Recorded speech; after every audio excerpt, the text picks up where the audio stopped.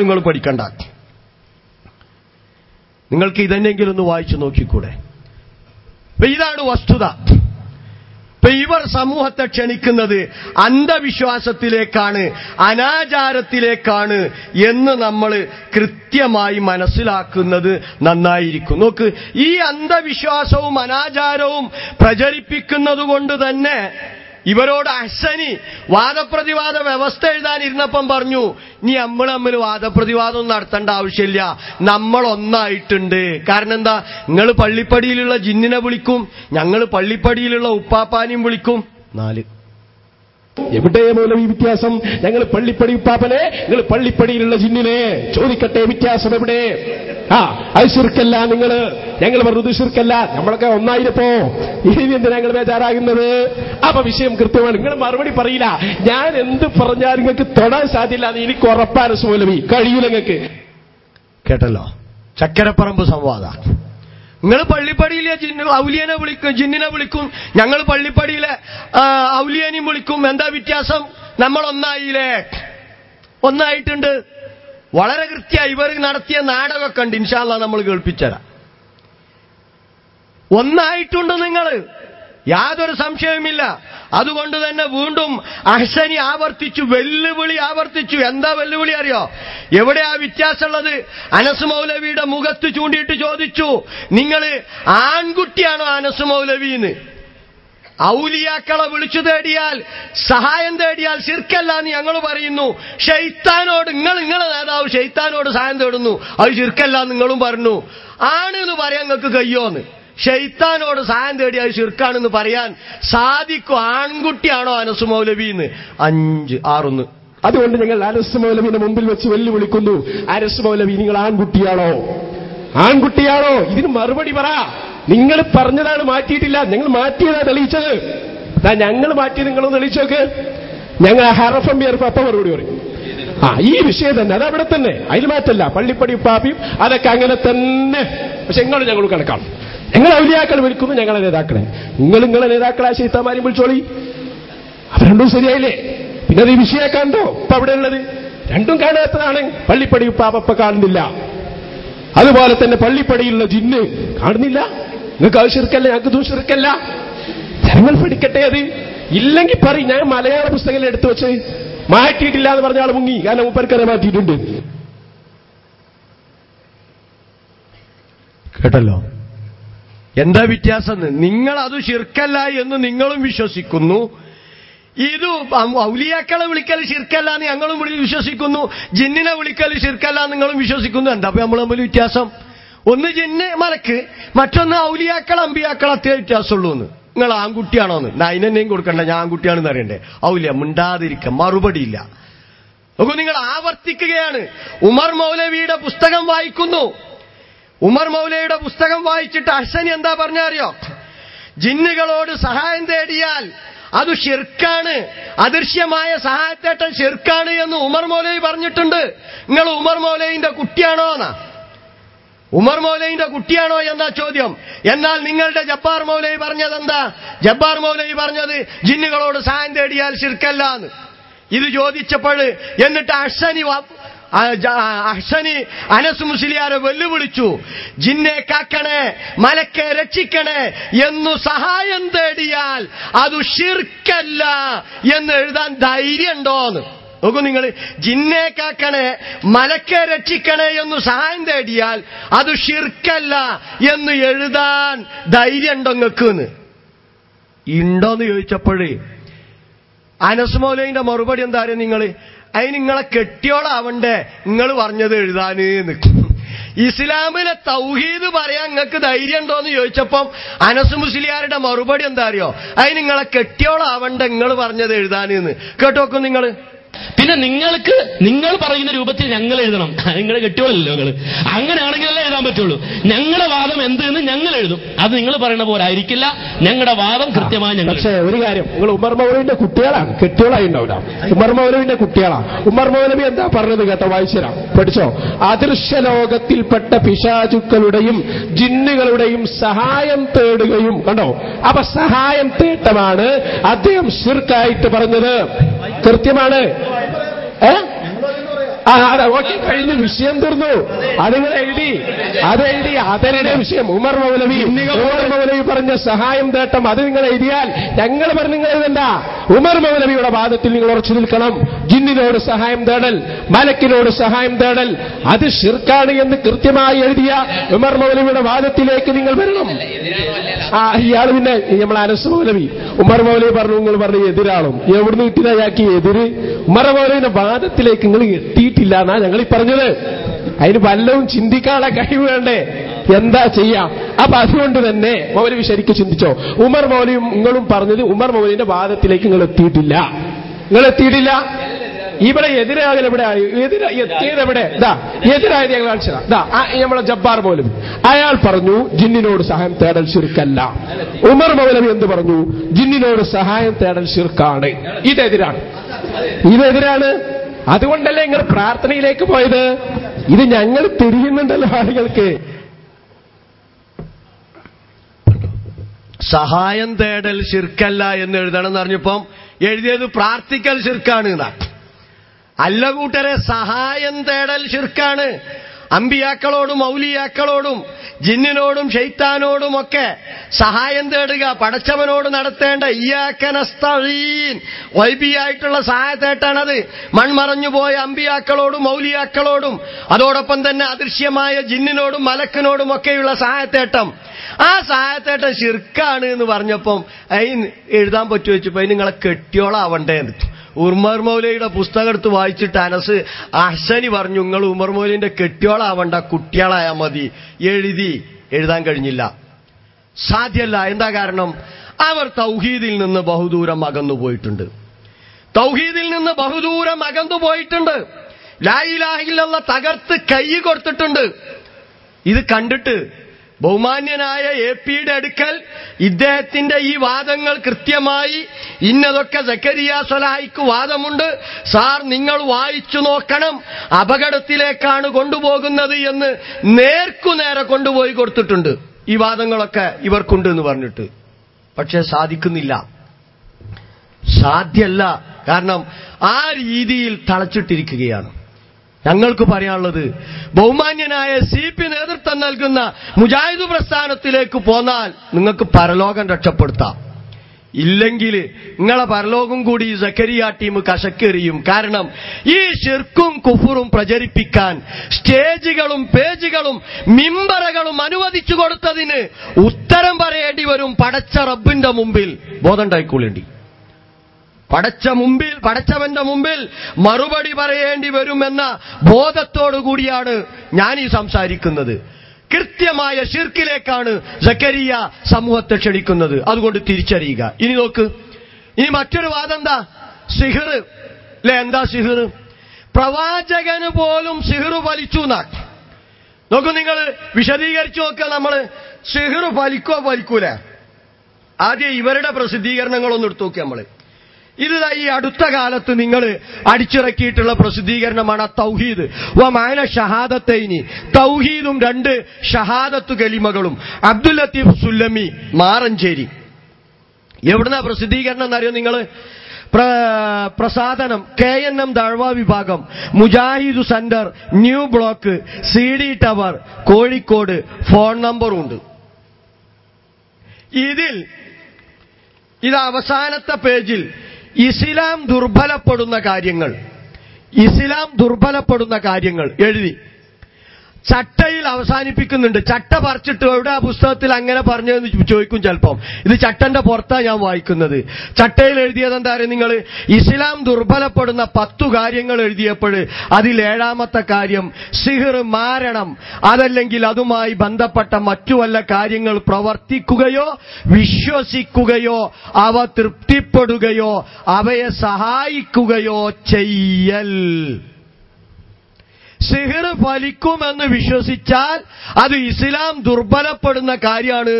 നിങ്ങളെ ഖതീബിന്റെ ഇസ്ലാം ദുർബലമായിട്ടുണ്ടോ ഇല്ലേന്ന് ഇതിന്റെ അടിസ്ഥാനത്തിലെങ്കിലും ചിന്തിക്കുന്നത് നന്നാവും.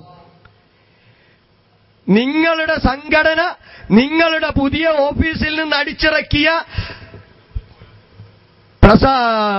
പ്രസിദ്ധീകരിച്ചിട്ടുള്ള കൈപുസ്തകത്തിൽ പറയുന്നത് സക്കരിയ സ്വലാഹി അടക്കമുള്ള ഒരുപാട് ആളുകളുടെ ഇസ്ലാം ദുർബലായിട്ടുണ്ടെന്ന. കാരണം അവരൊക്കെ സിഹ്ർ ഫലിക്കുമെന്ന് വിശ്വസിക്കുന്നവരാ. മാത്രമല്ല പ്രവാചകന് വരെ സിഹ്ർ ഫലിച്ചു എന്ന് പറയുന്നവരാ. ഇനി നോക്ക്, നിങ്ങളുടെ ചങ്ങരംകുളം സമ്മേളനത്തിൽ എന്താ പറഞ്ഞത്? അതേ രീതിയിൽ നിങ്ങളുടെ സാൽവേഷനിൽ നിങ്ങൾ എന്താ പറഞ്ഞത്? സാൽവേഷനാണല്ലോ ആദ്യം കഴിഞ്ഞത്. എന്താ അവിടെ പറഞ്ഞത്? സിഹ്റിനെ കുറിച്ച് ഇസ്ലാമിൽ പൗരോഹിത്യമില്ല, ഹോമം, നരബലി, കൂടോത്രം, മാരണം, അതാ സിഹ്ർ. ഉറുക്ക്, ഐക്കല്ലി, ഏലസ്, പിഞ്ഞാണമെഴുത്ത്, ജാറം മൂടൽ, പ്രശ്നം വെക്കൽ, കണി, കൈനോട്ടം, കൈനീട്ടം, മുഹൂർത്തം എല്ലാം പൗരോഹിത്യത്തിന്റെ സൃഷ്ടി, തട്ടിപ്പ്. കണ്ടോ? വളരെ കൃത്യമായി നിങ്ങൾ പറഞ്ഞതാ. നിങ്ങൾ ഉൾക്കൊള്ളുന്നുണ്ടോ? ഇത് ആരെ ബോധിപ്പിക്കാൻ പറഞ്ഞതാ? നോക്കൂ, ചങ്ങരകുളം സമ്മേളനം, മാനവമോചനത്തിന് സ്രഷ്ടാവിന്റെ സന്ദേശം. എന്താ നിങ്ങൾ പറഞ്ഞത്? അവിടെയും നിങ്ങൾ പറഞ്ഞത് ഇസ്ലാമിൽ പൗരോഹിത്യമില്ല, ഹോമം, നരബലി, കൂടോത്രം, ജിന്നുസേവ, ഉറുക്ക്, ഐക്കല്ലി, ഏലസ്, പിഞ്ഞാണമെഴുത്ത്, ജാറം മൂടൽ, പ്രശ്നം വെക്കൽ, കണി, കൈനോട്ടം, കൈനീട്ടം, മുഹൂർത്തം എല്ലാം പൗരോഹിത്യത്തിന്റെ സൃഷ്ടി, തട്ടിപ്പ്, വെട്ടിപ്പ്. അപ്പൊ തട്ടിപ്പുകാരനാണ് ഖത്തീബ്, വെട്ടിപ്പുകാരനാണ് ഖത്തീബ്, പൗരോഹിത്യത്തിന്റെ ആളാണ് സക്കരിയ. ആരാ പറഞ്ഞത്? നിങ്ങളുടെ ചങ്ങരംകുളം സമ്മേളനത്തിന്റെ നോട്ടീസ്, സാൽവേഷൻ കോഴിക്കോടിന്റെ നോട്ടീസ് നിഷേധിക്കാൻ പറ്റുമോ? ഇത് നിങ്ങളുടെ പ്രസിദ്ധീകരണങ്ങളിലാണ് വായിക്കുന്നത്. അൽമനാർ എടുത്തു നോക്ക് നിങ്ങൾ. അൽമനാർ സിഹ്റിനെ കുറിച്ച് എഴുതി 982 നവംബർ മാസത്തിൽ. 982 നവംബർ മാസത്തിൽ ആരാ ലേഖനം എഴുതിയത്? പേജുകൾ വരുന്ന ലേഖനം എഴുതിയത് മൂസാവാണിമേൽ. ഇന്ന് നിങ്ങളുടെ പണ്ഡിത സഭയിലെ അഗ്രഗണ്യനാണ്, നിങ്ങളുടെ നേതാവാണ്. അദ്ദേഹം സിഹ്റിന്റെ ഇനങ്ങൾ വിശദീകരിച്ചിട്ട് അവസാനിപ്പിക്കുന്നത് നോക്കൂ. ചുരുക്കത്തിൽ യഥാർത്ഥമോ സ്വതന്ത്രമായ പ്രതിഫലനമോ ഇല്ലാത്തൊരു മിഥ്യയാണ് സിഹ്ർ. ഇസ്ലാം വിരോധിച്ചതുകൊണ്ട് മാത്രം അതിന് യാഥാർത്ഥ്യമുണ്ടായിക്കൊള്ളണമെന്നില്ല. കാരണം അള്ളാഹുവിൽ പങ്കുചേർക്കുന്നത് ഇസ്ലാം കഠിനമായി വിരോധിച്ചിരിക്കുന്നു. പക്ഷെ അങ്ങനെ ഒരു പങ്കുകാരും യഥാർത്ഥത്തിൽ അള്ളാഹുവിനില്ല താനും. അപ്പൊ യാതൊരു യാഥാർത്ഥ്യവുമില്ലാത്തതാണ് സിഹ്ർ. 1982 നവംബർ മാസത്തിലെ അൽമനാർ വിചിന്തനമെടുത്തോ. 2004 മെയ് മാസത്തിലെ വിചിന്തനം നോക്കൂ നിങ്ങൾ. മന്ത്രവും മാരണവും ഹദീസ് പാഠം, മന്ത്രവും മാരണവും ഹദീസ് പാഠം. എന്നിട്ട് മന്ത്രത്തെയും മാരണത്തെയും കുറിച്ച് പറയുന്നിടത്തിതാ, ഇവയുടെ ഫലസിദ്ധിയെക്കുറിച്ചുള്ള ഒട്ടേറെ നിറം പിടിപ്പിച്ച കഥകൾ സമൂഹത്തിൽ പ്രചാരത്തിലുണ്ട്. ഇത്തരം സിദ്ധിയുള്ള ചില കേന്ദ്രങ്ങൾ തുടങ്ങുന്നതും ഒടുങ്ങുന്നതും ജനം കാണാറുണ്ട്. ജനമേറെ വഞ്ചിക്കപ്പെടുന്നതും അനുഭവമാണ്. എങ്കിലും ജനങ്ങൾ വീണ്ടും അവയിൽ തന്നെ ചെന്നുചാടുന്നു. ഇത്തരം അന്ധവിശ്വാസങ്ങളെ അടിയോടെ പിഴുതുമാറ്റുക എന്നത് ഏകദൈവ വിശ്വാസികളുടെ ബാധ്യതയാണ്. കണ്ടോ? ഇത് അന്ധവിശ്വാസമാണ്, അനാചാരമാണ്. ഇതിനെ മുഴുവൻ പിഴുതുമാറ്റൽ ഏകദൈവ വിശ്വാസികളുടെ ബാധ്യതയാണ്. ആരാ പറഞ്ഞത്? നിങ്ങളുടെ പ്രസിദ്ധീകരണങ്ങൾ. ഇനി നോക്ക്, ഖുർആനിലേക്കും ഹദീസിലേക്കും പിന്നീട് കിടക്കാം. നിങ്ങളെ പ്രസിദ്ധീകരണം പറഞ്ഞതെങ്കിലും വിശ്വസിക്കും നിങ്ങൾ? എങ്കിൽ സിഹ്ർ ഫലിക്കുകയില്ല. അത് അന്ധവിശ്വാസമാണ്, അനാചാരമാണ്. അത് പറയുന്നവൻ തട്ടിപ്പുകാരനാണ്, ഇസ്ലാമിൽ നിന്ന് പുറത്തുപോയവനാണ് എന്ന് നിങ്ങളുടെ തന്നെ പ്രസിദ്ധീകരണങ്ങൾ പറയുമ്പം കെ സക്കരിയ സ്വലാഹി എന്താ പറയുന്നത്? അള്ളാന്റെ കാവലില്ലെങ്കിൽ സിഹ്ർ ഫലിക്കും. കേട്ടോക്കും നിങ്ങൾ. വാസ്തവത്തിൽ സിഹ്ർ അത് ബാധിക്കുന്ന കാര്യമാണ്. അള്ളാഹുവിന്റെ കാവലില്ലെങ്കിൽ മനുഷ്യന് ബാധിക്കും. അതിന് കാവലിനെന്താ? വമിൻ ശർരിൻ നഫാസാത്തി ഫിൽ ഉഖദ്. എല്ലാ നിസ്കാരത്തിന് ശേഷവും നമ്മളോട് ഖുൽ ഹുവല്ലാഹും ഖുൽ അഊദു ബിറബ്ബിൽ ഫലഖ് ഖുൽ അഊദു ബിറബ്ബിൻ നാസ് ഓതാൻ പറഞ്ഞു. ആയത്തുൽ കുർസിയും അല്ലേ? ഖുൽ അഊദു ബിറബ്ബിൽ ഫലഖ് എന്താണുള്ളത്? പുലരിയുടെ രക്ഷിതാവിനോട് ഞാൻ അഭയം തേടുന്നു.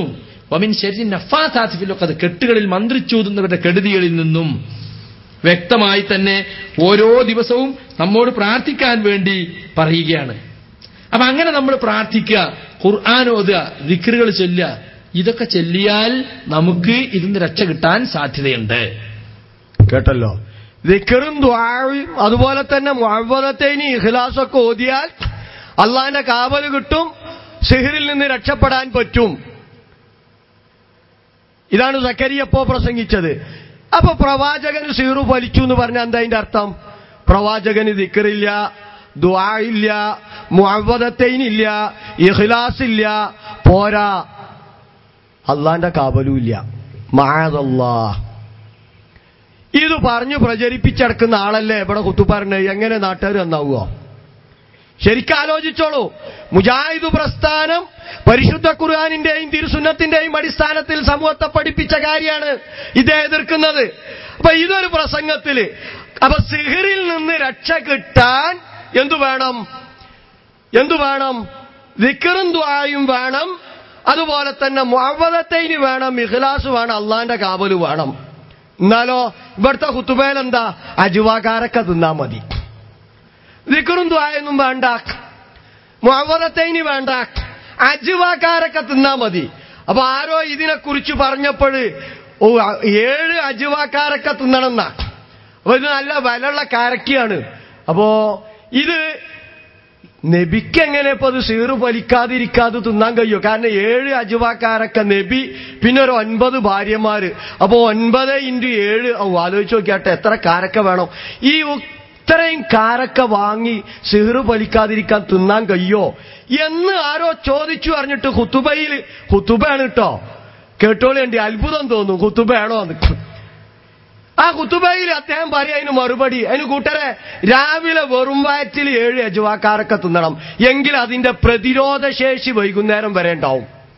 പിന്നെ വൈകുന്നേരം മുതൽ നേരം വെളുക്കോളം കിട്ടണമെങ്കിൽ എന്ത് വേണം? 7 അജ്വാക്കാരക്ക പിന്നെയും തിന്നണം. അപ്പോഴാണ് അതിന്റെ പ്രതിരോധ ശേഷി നിലനിൽക്കുള്ളൂ. അപ്പൊ അതിന്റെ അർത്ഥം എന്താ? അപ്പൊ സിഹ്റിൽ നിന്ന് രക്ഷപ്പെടാൻ പ്രതിരോധ ശേഷി ഉഷാറാക്കണം അല്ലേ? അല്ല പിന്നെ ആന്റിബയോട്ടിക് വാങ്ങി വെച്ചോളി, അതല്ല അതിന്റെ അർത്ഥം. അജ്വാകാരക്ക തിന്നാൽ പ്രതിരോധ ശേഷി ഉണ്ടാകും. പ്രതിരോധ ശേഷി കൊണ്ട് ശൈത്താനെ തടയാൻ പറ്റുമോ കൂട്ടരെ? ശൈത്താനല്ലേ സീറ് വലിപ്പിക്കുന്നത്? ഇതിലൊന്നുമില്ല, ലക്കോട്ടൊട്ടിക്കാലിയ പറ്റുപോലുമില്ല. ബഹുമാന്യനായ AP പറഞ്ഞാവുണ്ട്, അജ്വാകാരക്ക തിന്ന് പ്രതിരോധ ശേഷി ഉണ്ടാക്കിയിട്ട് ശൈത്താനെ തടുക്കാൻ പറ്റുമോ? അങ്ങനെയാണെങ്കിൽ പ്രതിരോധ ശേഷിക്ക് ശൈത്താൻ വസ്വാസ് ഉണ്ടാക്കണീനൊക്കെ കുത്തിവെപ്പെടുത്തിയാൽ മതിയല്ലോ നിങ്ങൾക്ക്. നോക്കൂ, വെറുതെ ചോദിക്കല്ല. അയ്യൂബ് നബിക്ക് പോലും സിഹ്റ് വലിപ്പിച്ചത് ശൈത്താനാണെന്ന് അവരുടെ വാദം. അയ്യൂബ് നബിക്ക് പോലും സിഹ്റ് വലിപ്പിച്ചത് ശൈത്താനാ. ഇതേതാണ് പുസ്തകം? ജിന്നും സിഹ്റും മടവൂരികളുടെ ദുഷ്പ്രചാരണവും. കോഴിക്കോട്ടെ ഇവരുടെ സാൽവേഷനിൽ 5 റുപ്യക്ക് വിറ്റിരുന്ന പുസ്തകമാണിത്. പിന്നീട് ചങ്ങരംകുളത്ത് സമ്മേളനത്തിലൊന്നും വിൽക്കാൻ സമ്മതിച്ചില്ല എന്ന് KK സക്കരിയ എഴുതിയ കത്തുണ്ട്. ഇൻഷാ അല്ലാഹ് നമ്മൾ വായിക്കും. അബ്ദുറഹ്മാൻ സലഫി ഇയാളും തമ്മിൽ ഭയങ്കര സ്റ്റണ്ടിലാണ്. അബ്ദുറഹ്മാൻ സലഫിക്ക് അനുകൂലമായിട്ട് സർക്കുലർ, എന്നിട്ട് ഇദ്ദേഹം കത്ത് കൊടുക്കുകയാണ്. ഇൻഷാ അല്ലാഹ് ആ കത്ത് വായിക്കുന്നുണ്ട് നമ്മള്, സർക്കുലറും വായിക്കും. ഇതിൽ ഇയാൾ പറഞ്ഞത് നോക്കും നിങ്ങൾ. അയ്യൂബ് അലൈഹിസ്സലാമക്ക് സിഹ്റ് ബാധിച്ച രോഗത്തിൽ പിശാചിന് യാതൊരു സ്വാധീനവുമില്ലെന്ന് തീർത്തു പറയാൻ തെളിവൊന്നുമില്ല, നേരെ മറിച്ചാകട്ടെ തെളിവുണ്ട് താനും. അയ്യൂബ് നബിക്ക് രോഗം ബാധിച്ചത് സിഹ്റ് ബാധിച്ചിട്ടാണത്രേ. ലോകത്തിൽ ഒരു മുഫസ്സിറും, പ്രാമാണികരായ സക്കരിയനെ പോലത്തെ മുഫസ്സിറുകൾ പറഞ്ഞിട്ടുണ്ടാവും, പ്രാമാണികരായ ഒരു മുഫസ്സിറും, മുസ്ലിം ലോകം അംഗീകരിക്കുന്ന ഒരു മുഫസ്സിറും പറഞ്ഞിട്ടില്ല അയ്യൂബ് നബിക്ക് രോഗം ഉണ്ടായത് സിഹ്റ് ബാധിച്ചിട്ടാണ്. എന്നാലോ ഡിയാന്റെ കണ്ടെത്തൽ എന്താ? സിഹ്റ് വലിച്ചിട്ടാണത്രേ അയ്യൂബ് അലൈഹിസ്സലാമക്ക് രോഗം ഉണ്ടായത്. അതിന് ശൈത്താന് പങ്കുണ്ടായിനീന്ന്. ഈ ശൈത്താന്റെ പങ്ക് അജ്വാകാരക്കെന്ന് പ്രതിരോധ ശേഷി നേടിയാൽ ഇല്ലാതാക്കാൻ പറ്റുമോ? നോക്കൂ നിങ്ങൾ, ഇവിടെ ഖുതുബയിൽ അദ്ദേഹം പറഞ്ഞ വാദങ്ങളൊന്ന് കേട്ടു നോക്കൂ നിങ്ങൾ. അതുപോലെ തന്നെ റസൂലുള്ളാഹിക്ക് സിഹ്ർ ബാധിച്ചു എന്ന ഹദീസ് ബുഖാരിയും മുസ്ലിം സംയുക്തമായി ഉദ്ധരിച്ച ഏതാണ്ട് എല്ലാ ഹദീസിന്റെ കിതാബിലുള്ളതാ. അത് തള്ളി ലബീദ് ബിൻ ആസം എന്ന് പറയുന്ന ഒരു ജൂതൻ റസൂലുള്ളാഹിക്ക് സിഹ്ർ ചെയ്തു, റസൂലുള്ളാഹിക്ക് അതിന്റെ പേരിൽ ചില അനുഭവങ്ങൾ ഉണ്ടായി എന്ന ഹദീസ്. എന്ന് മാത്രല്ല, ഒരാള് അയാളോട് ചോദിച്ചു, അല്ല 7 അജ്വ കാരക്ക രാവിലെ വെറു വയറ്റിൽ തിന്നാൽ ആ വൈകുന്നേരം വരെ അയാൾക്ക് വിഷമോ സിഹ്റോ ബാധിക്കോ ഇല്ലാന്ന് ബുഖാരിന്റെ ഒരു ഹദീസ് ഉണ്ടല്ലോ, അതിനെപ്പറ്റി എന്താ അഭിപ്രായം? അയാളൊരു ഒറ്റ ചിരിയാ. എന്നാ പിന്നെ ആ കാരക്ക നബിക്കണ് തിന്നാ പോരായിരുന്നില്ലേ? എന്നാ പിന്നെ നബിക്ക് സീർ പറ്റോ? ഇത് നമ്മൾ അങ്ങോട്ട് ചോദിക്കേണ്ട ചോദ്യല്ലേ? ഇങ്ങനെയുണ്ട്. അനുയായികളും കുറുകി ചിരിച്ചു. ബുഖാരിയും മുസ്ലിം സംയുക്തമായി റിപ്പോർട്ട് ചെയ്തത് 2 ഹദീസ് ഒപ്പാ തട്ടിയത്. സിഹ്റിന്റെ ഹദീസും തട്ടി, അജ്വന്റെ ഹദീസും തട്ടി. അജുവക്ക് അയാൾ അർത്ഥം പറഞ്ഞ എന്താ അറിയോ? നിറച്ച കാരക്കാണ്. അങ്ങനെ അർത്ഥം മദീനത്തിന് പ്രത്യേക കാരക്കത്. അജുവ കാരക്കക്ക് മൻഹൽ എന്ന് പറഞ്ഞ മലയാള ഡിക്ഷണറിയിൽ ഈ പറൂക്കാരനും കൊടിയത്തൂർക്കാരനും എഴുതിയ ഡിക്ഷണറിയിൽ നിറച്ച കാരക്കാന്ന് എഴുതിയ വലിയ തെളിവ്. അജുവ എന്ന് പറഞ്ഞാൽ മദീനയിൽ പ്രത്യേക കാരക്ക, വലിയ വിലപിടിപ്പുള്ള കാരക്കയാണ്. അത് വെറു വയറ്റിൽ 7 എണ്ണം തിന്നാൽ അന്ന് വൈകുന്നേരം വരെ വിഷമോ സിഹിറോ ബാധിക്കില്ല. അത്ര പ്രതിരോധ ശക്തിയാണ് അതിന്. വൈകുന്നേരത്ത് പിന്നെ തിന്നാൽ നേരം വെളുക്കോളം. എന്നാ നബിക്ക് അതൻ തിന്നൂടായിരുന്നോ? നബി ഇവയാളെ പോലെ പണക്കാരനാണോ? 7 അതുപോലെ തന്നെ റസൂലുള്ളാഹിക്ക് സിഹിർ. അപ്പൊ നമുക്ക് പ്രതിരോധ ശേഷി കിട്ടും. അത്ര പ്രതിരോധ ശേഷി കൊണ്ട് ശൈത്താനെ തടയാൻ പറ്റുമോ? അങ്ങനെയാണെങ്കിൽ ഈ ശിർക്കിലൊന്നും സക്കരിയ വിടുമായിരുന്നില്ലല്ലോ. അത്യാവശ്യം പ്രതിരോധ ശേഷിയൊക്കെ ഉണ്ടല്ലോ. എന്നാലും ശൈത്താൻ വഴികേടിലാക്കിയല്ലോ. കാരണം ഒരു കാലത്ത് തൗഹീദിന് വേണ്ടി പ്രസംഗിച്ച് നടന്ന ബഹുമാന്യനായ സുഹൃത്ത് ഇന്ന് ശിർക്ക് സ്ഥാപിക്കാൻ പ്രസംഗിച്ചടക്കുക. എങ്ങനെ ഈ ശൈത്താന്റെ വലയിൽപ്പെട്ടത്? പ്രതിരോധ ശേഷി ഇല്ലാഞ്ഞിട്ട. അയാൾ പറഞ്ഞ പൊട്ട പോയത്തെന്നൊക്കെ അങ്ങോട്ട് തിരിച്ചു പറയേണ്ടതാ. പക്ഷെ നമ്മളെ സംസ്കാരം അതിന് ചേർന്നതല്ല. ഇനി സിഹിർ ബുഖാരിയിലെയും മുസ്ലിമിലെയും മുത്തഫഖുൻ അലൈഹി ആയ ഹദീസ് തള്ളി. അതൊന്ന് പരിശോധിച്ചൊക്കെ നമ്മള് കൂട്ടരെ ഹദീസ് സ്വീകരിക്കാൻ അതിന്റെ മാനദണ്ഡമുണ്ട്. അത് വേറെ ഹദീസ് നിഷേധ ഭാഗത്ത് ഞാൻ വിശദമായിട്ട് പറയും. നബിക്ക് സിഹിർ ഫലിച്ചു. ആരാ കൂട്ടരെ പറഞ്ഞത്? ലാലിമീങ്ങളുടെ വാദമാണത്. സൂറത്തു ഇസ്രായിലെ 47-48 വചനങ്ങൾ. ആരാണോ പറഞ്ഞത്? ലാലിമീങ്ങൾ പറഞ്ഞു, ഇൻ തത്തബിഊന, ഇത് യഖൂലുൽ ലാലിമൂന, ഇൻ തത്തബിഊന ഇല്ലാ റജുലൻ മസ്ഹൂറ. ഇത് യഖൂലുൽ ലാലിമൂന, ലാലിമീങ്ങൾ പറഞ്ഞു, അക്രമികൾ പറഞ്ഞു, പ്രവാചകനെ ഉപദ്രവിച്ച മക്കയിലെ മുശ്രിക്കുകൾ പറഞ്ഞു, ഇൻ തത്തബിഊന, നിങ്ങൾ പിൻപറ്റുന്നത് ഇല്ലാ റജുലൻ മസ്ഹൂറ, സിഹിറു ബാധിച്ച അല്ലെങ്കിൽ സിഹിറു ചെയ്യുന്ന, രണ്ടർത്ഥമുണ്ട്, സിഹിറു ചെയ്യുന്ന സിഹിറു ബാധിച്ച ഒരു മനുഷ്യനെയാണ് എന്ന്. അപ്പൊ ഇവര് പറയും അത് ഖുർആനെ കുറിച്ച് പറഞ്ഞാണ് എന്ന്. എന്നാ വിശദീകരിക്കണം. റജുല് എന്ന് പറഞ്ഞാൽ ഇല്ല റജുലൻ മസൂറ എന്ന് പറഞ്ഞാൽ റജുല് എന്ന് പറഞ്ഞാൽ ഖുർആന. ഇനി അടുത്ത ആയത്ത് നോക്കൂ നിങ്ങൾ, 48 ഇസ്രാ. ഉള്ളൂർ കൈഫ ലറബൂ ലക്കൽ അംസാൽ ഫളല്ലൂ ഫലാ യസ്തതിഊന സബീലാ. പ്രവാചകരെ നോക്കൂ, എങ്ങനെയാണ് അവർ നിനക്ക് ഉപമകൾ വിവരിച്ചതെന്ന്. അങ്ങനെ അവർ വഴിപിഴച്ചു പോയിരിക്കുന്നു. ഇനി അവർക്ക് ഒരു മാർഗവും പ്രാപിക്കുക സാധ്യമാവുകയില്ല. കേട്ടോ, സാധിക്കൂല നേർമാർഗത്തിലേക്ക് വരാൻ. ഖുർആൻ പറയാ പ്രവാചകനു സിഹിറു ഫലിച്ചു എന്ന് പറയുന്നവർ. നോക്ക്, അമാനി മൗലവി വിശദീകരിക്കുകയാണ്. മുശ്രിക്കുകൾ ചിലപ്പോൾ നബി സല്ലല്ലാഹു അലൈഹി വസല്ലമ ഖുർആൻ ഓതുന്നത് രഹസ്യമായി ചെവിയോർത്ത് കൊണ്ടിരിക്കും. കാര്യം ഗ്രഹിക്കുവാനോ സത്യം മനസ്സിലാക്കുവാനോ വേണ്ടിയല്ല, പരിഹാസ്യത്തിനും നിഷേധത്തിനും വല്ല മാർഗവും കണ്ടെത്തുവാൻ വേണ്ടി മാത്രം. പിന്നീട് ഇവനു ആരോ മാരണം ചെയ്തിരിക്കുന്നു, ഇവന്റെ ബുദ്ധി ഭ്രമിച്ചു പോയിരിക്കുന്നു, ഇവനെ പിൻപറ്റുന്നതിന്റെ അർത്ഥം ഭ്രാന്തനെ പിൻപറ്റുക എന്നാണ് എന്നൊക്കെ പറഞ്ഞു പ്രചരിപ്പിക്കുകയും ചെയ്യും. അവരുടെ ഈ ഗൂഢ പ്രവർത്തനങ്ങളും അതിനു അവരെ പ്രേരിപ്പിക്കുന്ന കാരണങ്ങളുമൊക്കെ അള്ളാഹുവിന് നന്നായി അറിയാമെന്നത്ര ആദ്യ വചനത്തിന്റെ സാരം. നബിയെപ്പറ്റി മാരണം ബാധിച്ചവൻ, ഗണിതക്കാരൻ, ഭ്രാന്തൻ, മാരണക്കാരൻ, കവി എന്നിങ്ങനെ പലതും അവർ പറഞ്ഞിട്ടുള്ളതിനെ പറ്റിയാണ് രണ്ടാമത്തെ വചനത്തിൽ പരാമർശിക്കുന്നത്. എന്താ രണ്ടാമത്തെ വചനം? ഉള്ളൂർ കൈഫ ലറബൂ ലക്കൽ അംസാൽ ഫളല്ലൂ ഫലാ യസ്തതിഊന സബീലാ. അവർ താങ്കൾക്ക് എങ്ങനെയാണ് ഉപമ പറഞ്ഞതെന്ന് താങ്കൾ നോക്കണം. അതുകൊണ്ട് തന്നെ അവർ പിഴച്ചുപോയിട്ടുണ്ട്. അവർക്ക് നേർമാർഗം പ്രാപിക്കാൻ സാധ്യമല്ല.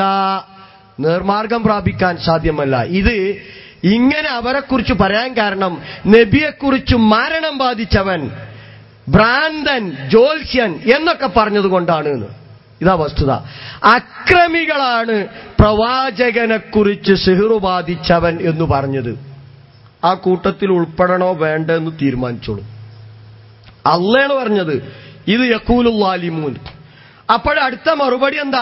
ഇതേ ആയത്ത്, ഇതേ ആശയം സൂറത്തു ഫുർഖാനിലെ 7-8 ആയത്തുകളിൽ പറഞ്ഞിട്ടുണ്ട്. സൂറത്തു ഫുർഖാനിലെ 7-8 വചനങ്ങളിൽ ഇതേ കാര്യം പറഞ്ഞിട്ടുണ്ട്. എടുത്തു പരിശോധിച്ചോളൂ അമാനി മൗലവിയുടെ പരിഭാഷ. ഇനിയോ ഇത് പറയുമ്പോൾ ഇവർ പറയാറുണ്ടല്ലോ എന്താ അറിയോ സമൂഹത്തോട്?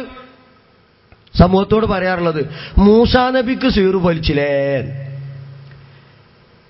എന്താണ് മൂസാ നബിയുടെ മുമ്പിൽ ഉണ്ടായ സിഹ്ർ? ജനങ്ങളെ തെറ്റിദ്ധരിപ്പിക്കുകയാണ്. നബിക്കു ഇവർ ബാധിച്ചു എന്ന് പറയുന്ന സിഹ്ർ അത് മാരണ, അത് കാര്യകാരണ ബന്ധത്തിന് അതീതമായി പിശാച്ചിനെ ഉപയോഗപ്പെടുത്തി പിശാച്ചിലൂടെ ഉപദ്രവം വരുത്തി വെക്കുന്നതെന്നാ. കണ്ടോ, അയ്യൂബ് നബിയെ കുറിച്ച് പറഞ്ഞപ്പം കേട്ടല്ലോ നിങ്ങൾ. അയ്യൂബ് നബിക്കുണ്ടാക്കിയ രോഗം സിഹ്റിലൂടെയാണ്, പിശാച്ചാണ് അതിന്റെ പിന്നിലെന്ന്. അതാണ് മാരണം. എന്നാൽ മൂസാ അലൈഹിസ്സലാമയുടെ മുമ്പിൽ അവർ അവതരിപ്പിച്ചു എന്ന് പറയുന്ന സിഹ്ർ ഏതാ? അത് മൂസാ നബിക്ക് ഫലിച്ചിട്ടില്ല, തോന്നിയിട്ടുള്ളൂ. ഹുയ്യില, തോന്നിപ്പിക്കപ്പെട്ടുന്ന. അതൊക്കെ ഇളകുന്നുണ്ട് എന്ന്. എന്തേ കാരണം എന്നറിയാം? നോക്ക്, അമാനി മൗലവി സൂറത്തു ത്വാഹയിലെ 43 മുതലുള്ള വചനങ്ങൾ വിശദീകരിക്കുന്നിടത്ത് കൃത്യമായി വിശദീകരിക്കുകയാണ്.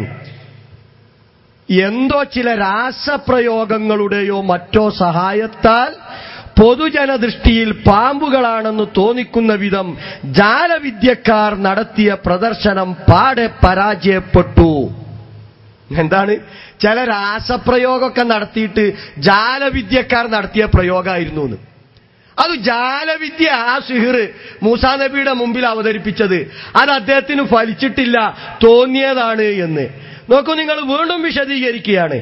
എന്തോ ചില ഉപായങ്ങൾ മൂലം അവരുടെ വടികളും കയറുകളും ഓടുന്ന പാമ്പുകളെപ്പോലെ ജനദൃഷ്ടിയിൽ പ്രദർശിപ്പിക്കപ്പെട്ടു. അവ ഓടുന്നതായി മൂസാ അലൈഹിസ്സലാം നബിക്കും തോന്നിപ്പോയി. അത് ജാലവിദ്യക്കാരുടെ ഉപായതന്ത്രം മാത്രമായിരുന്നു. 66, 69 വചനങ്ങളിൽ വ്യക്തമാണ്. സൂറത്തു അഅറാഫിൽ 116 ഇതിനെക്കുറിച്ച് അവർ ജനങ്ങളുടെ കണ്ണുകളെ പകിട്ടാക്കി എന്നാണ് പ്രസ്താവിക്കുന്നത്. സഹറു അയ്യുനന്നാസ്. ഇതാ മൂസാ അലൈഹിസ്സലാമയുടെ മുമ്പിൽ അവതരിപ്പിക്കപ്പെട്ട സിഹ്ർ, അവിടെ പ്രദർശിപ്പിച്ച സിഹ്ർ. അതുപോലെ തന്നെ സൂറത്തു ബഖറയിൽ ഇത് വിശദീകരിച്ചിട്ടുണ്ട്. ഇതല്ലാതെ ഇവരീ പറഞ്ഞ നബിക്കു ഫലിച്ചു എന്ന് പറയുന്ന മാരണല്ല. ആലോചിക്കണം. അപ്പൊ ഇത് വിശുദ്ധ ഖുർആനിന് വിരുദ്ധമാണ് ഈ ഹദീസ്. കേട്ടോ, എന്തുകൊണ്ടാണ് ഹദീസ് തള്ളിയത് എന്നല്ലേ? വിശുദ്ധ ഖുർആൻ ഖണ്ഡിതമായി പറഞ്ഞതിന് എതിരാണ് ഹദീസ്. അതുകൊണ്ട് ആ ഹദീസ് മാറ്റിവെച്ചു. ഇൻഷാ അല്ലാഹ് ഹദീസിനെ കുറിച്ച് വിശദീകരിക്കും. അവിടെ നമ്മൾ കൃത്യമായിട്ട് വായിക്കും ഒരു ഹദീസ് സ്വീകരിക്കാനുള്ള മാനദണ്ഡം എന്തൊക്കെയാണ്. അതിൽ പ്രധാനപ്പെട്ട ഒരു മാനദണ്ഡമാണ് പരിശുദ്ധ ഖുർആനിന് എതിരായി വരുന്ന ഹദീസുകൾ സനദു എത്ര ശരിയാണെങ്കിലും പരമ്പര എത്ര ശരിയാണെങ്കിലും മത്ന്, അതിന്റെ ഉള്ളടക്കം, ആശയം വിശുദ്ധ ഖുർആനിന് എതിരാണെങ്കിൽ ആ ഹദീസ് മാറ്റിവെക്കണം. അതിന്റെ അടിസ്ഥാനത്തിൽ അത് മാറ്റിവെച്ചത്. അതുകൊണ്ടാണ് 982 നവംബർ മാസത്തിൽ അൽമനാറിൽ ലേഖനം വന്നത്.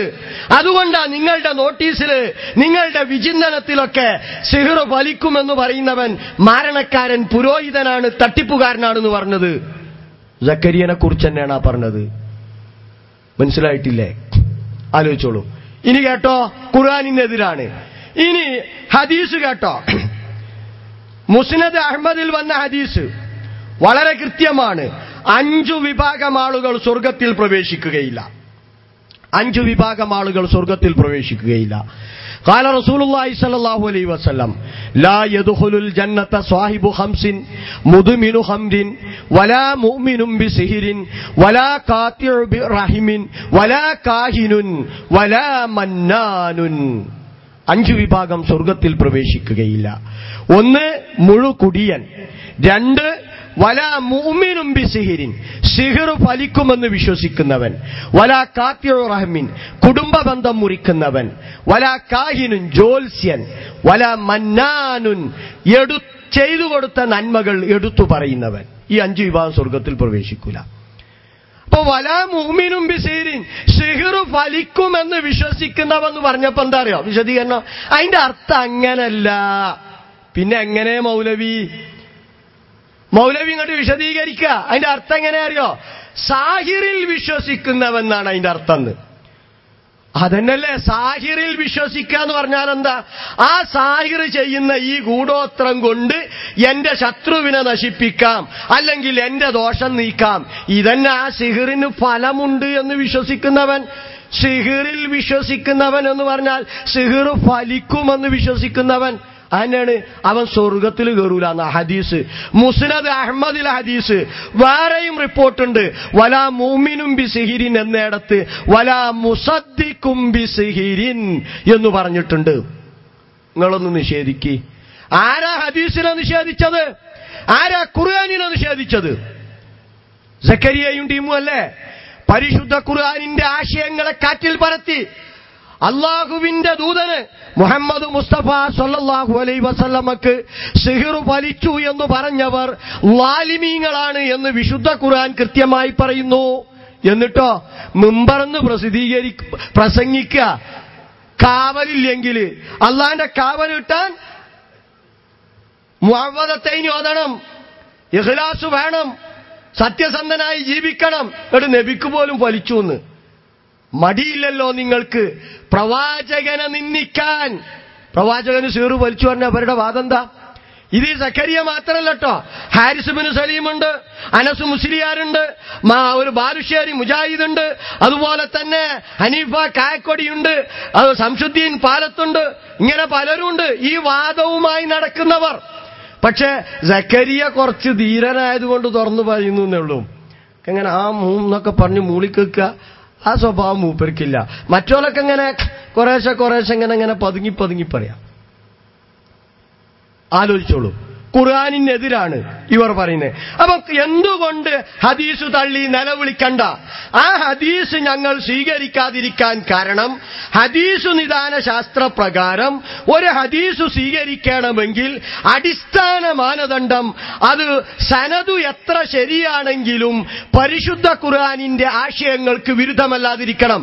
KP മുഹമ്മദ് മൗലവി ഈ കാര്യം അദ്ദേഹത്തിന്റെ അത്തവസ്സുൽ എന്ന് പറയുന്ന ഗ്രന്ഥത്തിൽ എഴുതിയിട്ടുണ്ട്. ഹദീസിനെ കുറിച്ച് വിശദീകരിക്കുന്നിടത്ത് ഇൻഷാ അല്ലാഹ് നമ്മളത് വിശദീകരിച്ച് കേൾപ്പിക്കും. അത്തവസ്സുൽ എന്ന് പറയുന്ന പുസ്തകത്തിൽ ബഹുമാന്യനായ KP ആ കാര്യം എടുത്തു വളരെ വ്യക്തമാക്കി എഴുതിയിട്ടുണ്ട്. ഇനി ബുഖാരി തള്ളിയിലേ എന്നാ വേറൊരു ചോദ്യം. ബുഖാരി തള്ളിയിലെ അൽബാനി തള്ളിയിട്ടുണ്ട് കൂട്ടരെ ബുഖാരിയിലെ ഹദീസ്. അറിയോ? നിങ്ങളെ വലിയ ശരിക്കാണല്ലോ. ഇപ്പം ഖുർആനും ഹദീസും എന്നല്ല പറയല്, ഖുർആനും അൽബാനി ശരിയാക്കിയ ഹദീസും. നമ്മൾ പറയാറുള്ളത് എന്താ? പരിശുദ്ധ ഖുർആനും സഹിയായ ഹദീസും. അപ്പൊ അതൊക്കെ മാറിയിട്ടുണ്ട്. ഖുർആനിനേക്കാൾ പ്രാമാണികത ഹദീസുകൾക്ക് ഖുർആനിലുണ്ട് എന്ന് പറയുമ്പോ ഹദീസിലുണ്ട്. ഖുർആനാണ് ഒന്നാമത്തെ പ്രമാണം. മുആദിനെ യമനിലേക്ക് പറഞ്ഞേക്കുന്നു. ഇനി വന്നിട്ട് അത് പറയട്ടോ ആ സംഭവം ലൈഫാണ് എന്നറിയും. മുആദിനെ യമനിലേക്ക് പറഞ്ഞേക്കുമ്പോ അല്ലാഹുവിന്റെ റസൂൽ ചോദിച്ചു, മുആദ് താങ്കൾ പോകുന്ന സമൂഹം പ്രശ്നം ഉണ്ടാവാൻ സാധ്യതയുണ്ട്, അങ്ങനെയുള്ളൊരു സമൂഹത്തിലേക്ക് പോകുന്നു, പ്രശ്നം വന്നാൽ എന്തു ചെയ്യും? ഖുർആനിലുണ്ടോ നോക്കും, ഞാൻ അതനുസരിച്ച് തീരുമാനമെടുക്കും. ഇല്ലെങ്കിലോ മുആദ് ഹദീസിലുണ്ടോ നോക്കും, അതനുസരിച്ച് തീരുമാനിക്കും. ഇല്ലെങ്കിലോ ഞാൻ എന്റെ അഭിപ്രായം അനുസരിച്ച് പ്രവർത്തിക്കും. നോക്കൂ നിങ്ങൾ, പ്രവാചകൻ പ്രാർത്ഥിച്ചു അവിടെ മുആദിന് വേണ്ടിയിട്ട്. ഖുർആനാണ് ഒന്നാമത്തെ പ്രമാണം. നോക്ക്, അത്തവസ്സുൽ എന്ന് പറയുന്ന പുസ്തകത്തിൽ മഹാനായ KP വളരെ കൃത്യമായി എഴുതി. സനദുകൾ എത്ര ശരിയാണെങ്കിലും അതിലെ മത്തിന് ഖുർആനിനെതിരാണെങ്കിൽ ആ ഹദീസ് തള്ളണം. അത്തവസ്സുൽ കേരള നദുവത്തുൽ മുജാഹിദീൻ ഇന്നും അച്ചടിച്ച് വിതരണം ചെയ്യുന്ന KP മുഹമ്മദ് മൗലവിയുടെ അത്തവസ്സുൽ എന്ന് പറയുന്ന പുസ്തകം, പഴയ കോപ്പി, പേജ് 52. ഒരു ഹദീസിന്റെ റിപ്പോർട്ടർമാർ എത്രയും പരിശുദ്ധരും സത്യസന്ധരുമായിരുന്നാൽ പോലും അതിലെ ആശയം ഖുർആനിന്റെ വ്യക്തമായ പ്രസ്താവനക്കെതിരായി വരുമ്പോൾ ആ ഹദീസ് തള്ളിക്കളയണമെന്ന കാര്യത്തിൽ മുസ്ലിം പണ്ഡിതന്മാർക്കിടയിൽ അഭിപ്രായ വ്യത്യാസമില്ല കേട്ടോ. റിപ്പോർട്ടർമാർ അറിയപ്പെടാത്തവരും അവിശ്വസനീയരുമാണെങ്കിൽ അത് ഹദീസ് എന്ന പേരിന് പോലും അർഹമാവുകയില്ല. അപ്പൊ സനദ് ബുഖാരിന്റെ സനദാന്ന് പറഞ്ഞിട്ട് കാര്യമില്ല. അത് ഖുർആനിനെതിരാണ് അതിന്റെ ആശയെങ്കിൽ തള്ളണം ആ ഹദീസ് എന്നതിൽ മുസ്ലിം പണ്ഡിതന്മാർക്കിടയിൽ അഭിപ്രായ വ്യത്യാസമില്ല. KP മുഹമ്മദ് മൗലവി അത്തവസ്സുൽ എന്ന പുസ്തകം, പേജ് 52. മുസ്ലിം പണ്ഡിതന്മാർക്കിടയിൽ അഭിപ്രായ വ്യത്യാസമില്ല എന്നാ. സക്കരിയനെ അതിന് ഉൾപ്പെടുത്തിയിട്ടില്ല, അതുകൊണ്ടാണ്.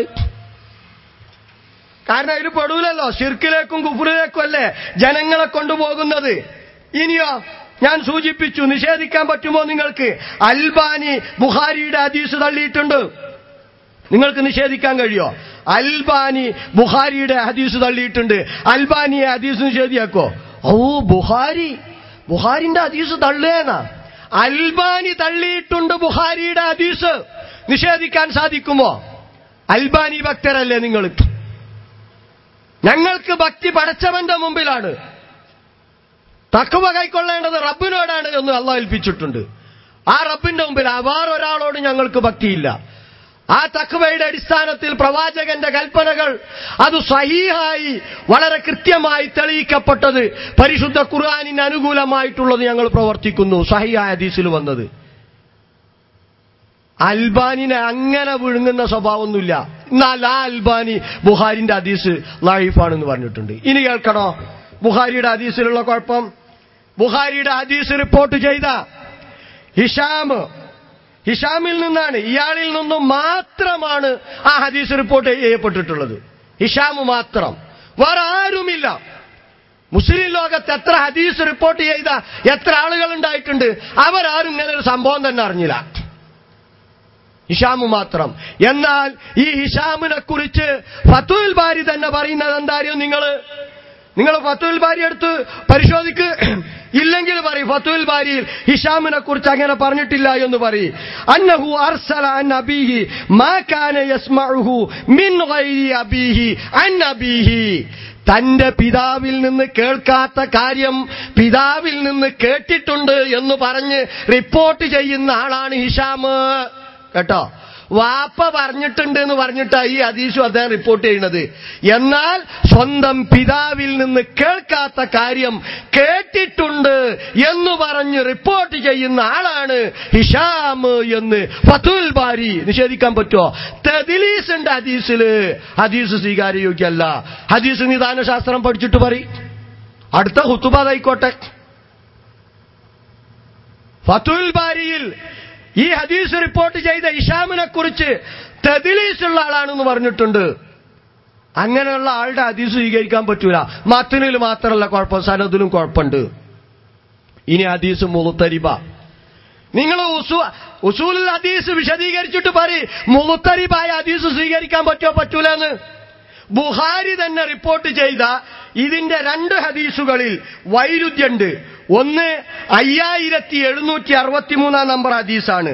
ആ ഹദീസിൽ പറയുന്നത് ആ പ്രവാചകന് സിഹ്ർ ചെയ്തു എന്ന് പറയുന്ന ആ വസ്തുക്കൾ പുറത്തെടുക്കട്ടെ എന്ന് ചോദിച്ചപ്പോൾ അത് പുറത്തെടുക്കേണ്ടതില്ല, അത് കുഴിച്ചു മൂടാൻ ആ കിണറ്റിലിട്ടു തന്നെ മൂടിക്കളയാൻ അള്ളാന്റെ റസൂൽ കൽപ്പിച്ചു എന്ന ഒരു ഹദീസിലുള്ളത്.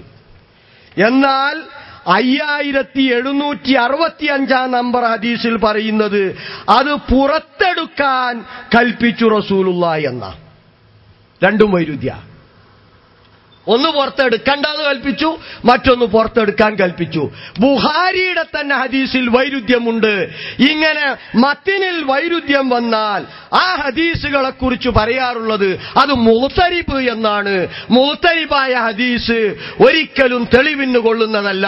പ്രത്യേകിച്ചും ഇത്തരത്തിൽ പ്രവാചകന്റെ പ്രവാചകത്വത്തെ പോലും ചോദ്യം ചെയ്യുന്ന തരത്തിലുള്ള പരാമർശത്തിന് ചേർന്നതല്ല. നിഷേധിക്കുങ്ങൾ മറുപടി പറയണം. ഹദീസ് നിഷേധി എന്നിങ്ങനെ നാപ്പാട്ടം പറഞ്ഞാൽ കാര്യമില്ല, അത് കാണാതെ പഠിച്ചു. അതുകൊണ്ട് ഇത്തരത്തിലുള്ള അന്ധവിശ്വാസങ്ങൾ എതിർക്കുന്നതിൽ നിന്ന് ഞങ്ങൾ പിന്മാറൂല. പരിശുദ്ധ ഖുർആനിനെയും തിരുസുന്നത്തിനെയും നിഷേധിച്ച് തകർത്ത് തരിപ്പണമാക്കി മുന്നേറുമ്പോൾ അവരെ പിടിച്ചു കെട്ടാൻ തന്നെയാണ് ഞങ്ങളുടെ തീരുമാനം. അതിനെതിരെ നിങ്ങൾ എന്തു പറഞ്ഞാലും ഞങ്ങൾക്ക് പ്രശ്നമല്ല. ഇതാണ് ആ ഹദീസിനെ കുറിച്ച് പറയാനുള്ളത്. അപ്പൊ ഹദീസ് മുൾതരിബാണ്, അതിന്റെ സനദിൽ തദ്ലീസുണ്ട്. പോരാ, ആ ഹദീസ് ഖുർആനിന് വിരുദ്ധമാണ്. ഇനിയോ മുൾതരിബ് പറയുന്നുണ്ട്. എത്രയാ പ്രവാചകന് പറ്റിയത് സിഹ്ർ ഫലിച്ചത്? ഇവരുടെ വാദപ്രകാരം നബി അന്തംഗമ്യായി എന്നാണല്ലോ ഇവരുടെ വാദം. അത് 6 മാസം, അതുപോലെ തന്നെ 40 ദിവസം, 4 മാസം, 40 ദിവസം, 4 ദിവസം എന്നൊക്കെ അഭിപ്രായമുണ്ട്. അവിടെയും വൈരുദ്ധ്യ. അതിൽ പ്രബലമായ അഭിപ്രായം 6 മാസം എന്നാ. 6 മാസം പ്രവാചകൻ മുഹമ്മദ് മുസ്തഫ സല്ലല്ലാഹു അലൈഹി വസല്ലമ അന്തം കമ്മിയായി നിങ്ങളെ അഭിപ്രായത്തിൽ നടന്നു എന്ന് പറഞ്ഞാൽ പിന്നെ വഹീന് എന്ത് പ്രസക്തിയാ കൂട്ടാനുള്ളത്? വിശദീകരിക്കണം നിങ്ങൾ. അപ്പോ എന്തുകൊണ്ട് ഹദീസ് തള്ളി? ഖുർആനിനെതിരാണ്, അതിന്റെ സനദിൽ തദ്ലീസുണ്ട്, ഹദീസ് മുഖ്തരിബാണ്, അതുപോലെ തന്നെ ആശയത്തിലും മുഖ്തരിബുണ്ട്. ഇതുകൊണ്ടൊക്കെ ഹദീസ് മാറ്റിവെച്ചത്. അപ്പൊ സനദ് ശരിയായാൽ പോരാ, മത്തിനും ശരിയാവേണ്ടതുണ്ട്. പിന്നെ വാദെന്താ? അപ്പോഴല്ലേ ഖുൽ അഊദു ബിറബ്ബിൽ ഫലക് അവതരിച്ചത് എന്നാ. അപ്പോഴാണോ ഖുൽ അഊദു? സാമാന്യ ബുദ്ധി വേണ്ടേ? ഖുതുബയിൽ പറഞ്ഞിട്ടുണ്ട് പലരെയും കുറിച്ച് മന്ദബുദ്ധികൾ. ഒരു 40 വട്ടം പറഞ്ഞിട്ടുണ്ടോ? ഞാൻ എണ്ണി നോക്കി, 40 മിനിറ്റിന്റെ ഉള്ളിൽ. മന്ദബുദ്ധി ഖുതുബയിലാണ് മന്ദബുദ്ധികളെ എന്ന് പറഞ്ഞിട്ട്. ആലോചിച്ച് നോക്കും, ആരാ മന്ദബുദ്ധി? അതൊക്കെ കേട്ടാൽ തന്നെ മനസ്സിലാവും ആരാ മന്ദബുദ്ധി എന്ന്. ഇപ്പൊ ഹദീസിനെ കുറിച്ചാണ് നമ്മൾ സൂചിപ്പിച്ചിട്ടുള്ളത്. അപ്പൊ ഇനി സൂറത്തുൽ ഫലക്ക് എന്നാ കൂട്ടരെ പ്രാഥമിക ബുദ്ധി ഉണ്ടെങ്കിൽ ആ ആയ സൂറത്തിന്റെ മുകളിൽ അത് മക്കിയാണോ മദനിയാണോ എന്നുണ്ടാവും. ഒന്ന് എടുത്തു നോക്കി. മക്കി ഹിജ്റക്ക് മുമ്പ് ഇറങ്ങിയ സൂറത്തുകൾക്കാണ് മക്കി എന്ന് പൊതുവെ പറയാറുള്ളത്. ഹിജ്റക്കു ശേഷം ഇറങ്ങിയത് മദനി എന്ന് പറയും. പ്രവാചകന് സീറു വലിച്ചു എന്ന് ഇവർ പറഞ്ഞുണ്ടാക്കിയ പരത്തിയ വാലിമീങ്ങൾ പറഞ്ഞ ഈ സംഭവം മദീന ജീവിതത്തിലാ. എന്നാ എടുത്തു നോക്കേണ്ടി, മക്കിയാണ് സൂറത്തുൽ ഫലക്ക്, മക്കയിൽ അവതരിച്ചതാണ്. അഥവാ ഹിജ്റക്ക് മുമ്പ് കേട്ടവും പറഞ്ഞു നടക്കുകയാണ്. അപ്പൊ സമൂഹത്തെ തെറ്റിദ്ധരിപ്പിക്കുന്ന ഇത്തരം വാദങ്ങളിൽ നിന്ന് മാറി നിൽക്കണമെന്ന.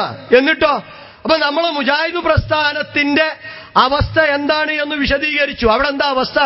മുജാഹിദ് പ്രസ്ഥാനം സമൂഹത്തോട് പറഞ്ഞ് സീറു ഫലിക്കുകയില്ല എന്നാ, അതിന് യാഥാർത്ഥ്യമില്ല എന്നാ.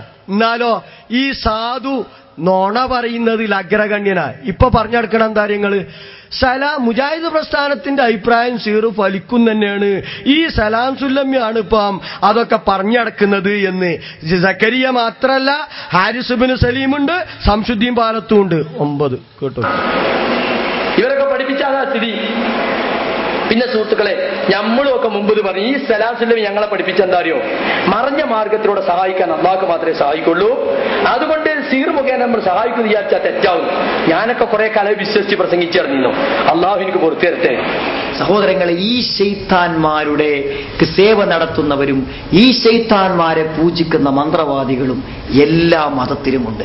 അവർ പിശാചുക്കളെ ഉപയോഗിച്ചുകൊണ്ട് മനുഷ്യന്മാരെ ഉപദ്രവിക്കുന്നു, ബുദ്ധിമുട്ടിലാക്കുന്നു, വിഷമങ്ങളും ബുദ്ധിമുട്ടുകളും സൃഷ്ടിക്കുന്നു, മാനസിക രോഗങ്ങൾ ഉണ്ടാക്കുന്നു, ബുദ്ധിമുട്ടുകൾ ഉണ്ടാക്കുന്നു.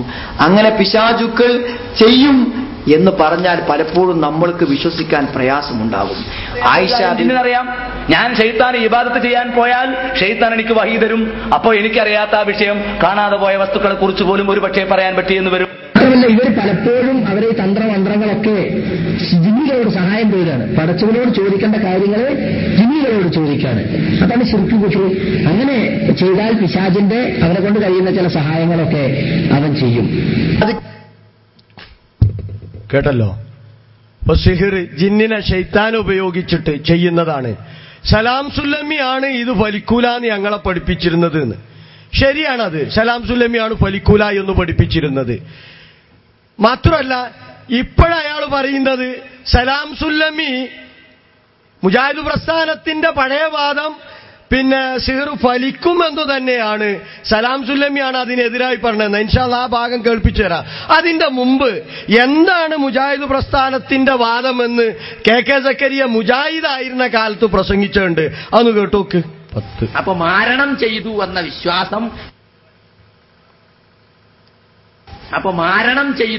വിശ്വാസം ഒരാളെ കുറിച്ച് നമുക്കുണ്ടായാൽ അത് നമ്മൾ തിരുത്തണം. അങ്ങനെ ഒരാളെ കുറിച്ച് നമ്മൾ വിശ്വസിക്കാൻ പാടില്ല. തൗഹീദ് അനുസരിച്ച് ഇപ്പൊ ചില ആളുകൾക്ക് സംശയം, അത് ഫലിക്കോ ഫലിക്കൂലേ എന്ന് ചർച്ച ചെയ്യണം. എന്തിനാ? നമ്മളെ സംബന്ധിച്ചിടത്തോളം ഫലിക്കൂല എന്നല്ല നമ്മളെ വിശ്വാസം. അതനുസരിച്ച് നമ്മൾ നിന്നാ മതി. എത്ര ചെഴുത്താന്മാരൊന്നിച്ച് സീർ ചെയ്താലും ഇപ്പൊ ഞമ്മക്ക് വെല്ലുവിളിക്കുന്നു. ഞങ്ങളൊക്കെ ഇപ്പൊ ഇതിനെതിരെ പ്രസംഗിച്ചടക്കുന്ന ആളുകളാണ്. എന്നാ ഈ സീറന്മാർക്ക് ഞങ്ങൾക്കൊക്കെ ഇതിലൊക്കെ ഒന്ന് സീർ ചെയ്തൂടെ? ഇപ്പൊ ഞാൻ വീട്ടിൽ നിന്ന് പുറപ്പെട്ട് പാറാലിക്ക് എത്രയിന് പകരം വേറെ എവിടെയെങ്കിലും പോയി ഇറങ്ങൂലേ? കാരണം പറയണ അങ്ങനെയാണ്, യാത്ര പുറപ്പെട്ട ആളെ തിരിച്ചുവിടാൻ കഴിയുന്ന പൊട്ടിതിരിക്കാന്നൊക്കെ അതിന് പറയാം. അതിനുള്ള എന്തെങ്കിലും കൂടോത്രം ചെയ്താൽ പാറാൽക്ക് വന്ന ഞാൻ വേറെ എവിടെ പോയി ഇറങ്ങും. ഒരു അന്ധവിശ്വാസത്തെ കുറിച്ച് പ്രസംഗിക്കാൻ പോകണ്ട ചങ്ങായി, മോൻ അവിടെ എത്താതെ തട്ടിത്തിരിഞ്ഞ് എവിടെങ്കിലും എത്തണമെന്ന് വിചാരിച്ചാൽ പോരെ. മാത്രമല്ല ഇസ്രായേലിനെതിരുള്ളൊരു വലിയ സിഹ്റൻ ചെയ്താൽ പോരെ. അറബ് രാഷ്ട്രങ്ങളൊക്കെപ്പാടെ കൂടി കോടിക്കണക്കിന് ഉറുപ്പ്യ ചെലവാക്കിയിട്ട് കഷ്ടപ്പെട്ടുകൊണ്ടിരിക്കുക ഇസ്രായേലിനെ കൊണ്ട്. എന്നാ ഒരു ഇസ്രായേലിനെതിരെ സിഹ്റൻ ചെയ്താൽ പോരെ. അപ്പൊ സുഹൃത്തുക്കളെ, മറഞ്ഞ മാർഗത്തിലൂടെ ഖൈറും ഷർറും വരുത്താൻ അള്ളാഹുവിന്റെ മാത്രമേ സാധിക്കൂ എന്ന് വിശ്വസിക്കുന്ന ഒരാള് സിഹിർ പലിക്കോ പലിക്കൂലോ എന്ന് പിന്നെ ചർച്ച ചെയ്യേണ്ട കാര്യമല്ല. കേട്ടല്ലോ, ഇതാണ് മുജാഹിദ് പ്രസ്ഥാനത്തിന്റെ വാദം. അത് സക്കരിയ പ്രസംഗിച്ചതാണ് കേൾപ്പിച്ചത്. എന്നാൽ ഇന്നു സക്കരിയ കളവ് പറയുകയാണ്. എന്താ കളവ് പറയുന്നറിയോ? മുജാഹിദ് പ്രസ്ഥാനം പണ്ടേ സമൂഹത്തെ പഠിപ്പിച്ചത് എന്താണ്? സിഹിർ ഫലിക്കും എന്നാണ് പഠിപ്പിച്ചത്. ഫലിക്കൂലാന്ന് സലാം സുല്ലമിയാണ് പറയുന്നത് എന്ന്. ഒന്ന് കേട്ടു നോക്കി. 11. അപ്പൊ സിഹിർ ഫലിക്കുമെന്നാണ് ഇസ്ലാഹി പ്രസ്ഥാനം മുമ്പ് മുതൽക്കേ പറഞ്ഞു പോയിട്ടുള്ളത്. അതിനെതിരായിട്ട് ഈ സുല്ലം ഇപ്പൊ കുറെ ദുർവ്യാഖ്യാനങ്ങളും യുക്തിവാദങ്ങളും കൊണ്ടുവരികയാണ്. മാത്രല്ല സിഹിറിന്റെ ഇനത്തിൽപ്പെട്ടതാണ് ഹിപ്നോട്ടിസം. പക്ഷെ ഈ സുല്ലമി പറയുന്നത് ഞാൻ ഹിപ്നോട്ടിസം പഠിച്ചിട്ടുണ്ടെന്നാണ്. ഇസ്ലാഹി പ്രസ്ഥാനം മുമ്പ് മുതൽക്കേ പറഞ്ഞു പോയിട്ടുള്ളത്. അതിനെതിരായിട്ട് ഈ സുല്ലം ഇപ്പൊ കുറെ ദുർവ്യാഖ്യാനങ്ങളും യുക്തിവാദങ്ങളും കൊണ്ടുവരികയാണ്. മാത്രല്ല സിഹിറിന്റെ ഇനത്തിൽപ്പെട്ടതാണ് ഹിപ്നോട്ടിസം. പക്ഷെ ഈ സുല്ലമി പറയുന്നത് ഞാൻ ഹിപ്നോട്ടിസം പഠിച്ചിട്ടുണ്ടെന്നാണ്. കേട്ടല്ലോ. അപ്പൊ സക്കരിയ ആദ്യം എന്താ പ്രസംഗിച്ച്? സിഹിർ ഫലിക്കൂല, എന്നാ എനിക്കെതിരെ സിഹിർ ചെയ്തൂടെ, ഇസ്രായേലിനെതിരെ ഒരു സിഹിർ ചെയ്തൂടെ, അത് ഫലിക്കോ ഫലിക്കൂലെന്ന് പിന്നെ ചർച്ച ചെയ്യുക പോലും വേണ്ടെന്ന അള്ളാഹുവിൽ വിശ്വസിക്കുന്ന ഒരാള്, പടച്ചവനിൽ തവക്കുലാക്കിയ ഒരാള്. അതാണ് മുജാഹിദ് പ്രസ്ഥാനത്തിന്റെ വാദം. എങ്കിൽ ഇപ്പോഴെന്താ സക്കരിയ പറഞ്ഞ് പച്ച കളവ് പറയാണ്. പണ്ടേ ഇസ്ലാഹി പ്രസ്ഥാനം പറഞ്ഞത് സിഹിർ ഫലിക്കുന്നതാണ് എന്ന്. അത് ഫലിക്കൂല എന്ന് പറഞ്ഞെടുക്കണ ഇപ്പൊ സലാം സുല്ലമിയാണ് എന്ന്. ആലോചിച്ചോളൂ, നിങ്ങളെ ഖത്തീബിന്റെ കഥയാണ്.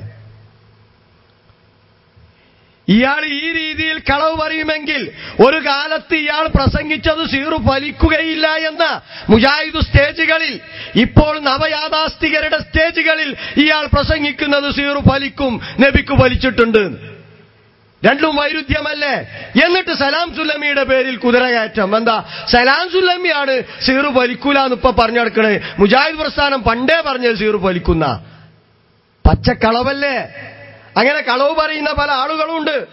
ആ എം അക്ബർ വല്ല സ്ഥലത്തും വരികയാണെങ്കിൽ സിഹിറിനെ കുറിച്ചൊന്ന് ചോദിച്ചു നോക്കിയണ്ടി.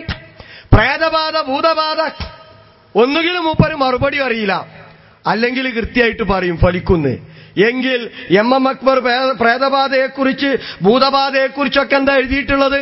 994 മാർച്ച് മാസത്തിൽ അൽമനാർ എടുത്തു നോക്കൂ നിങ്ങൾ.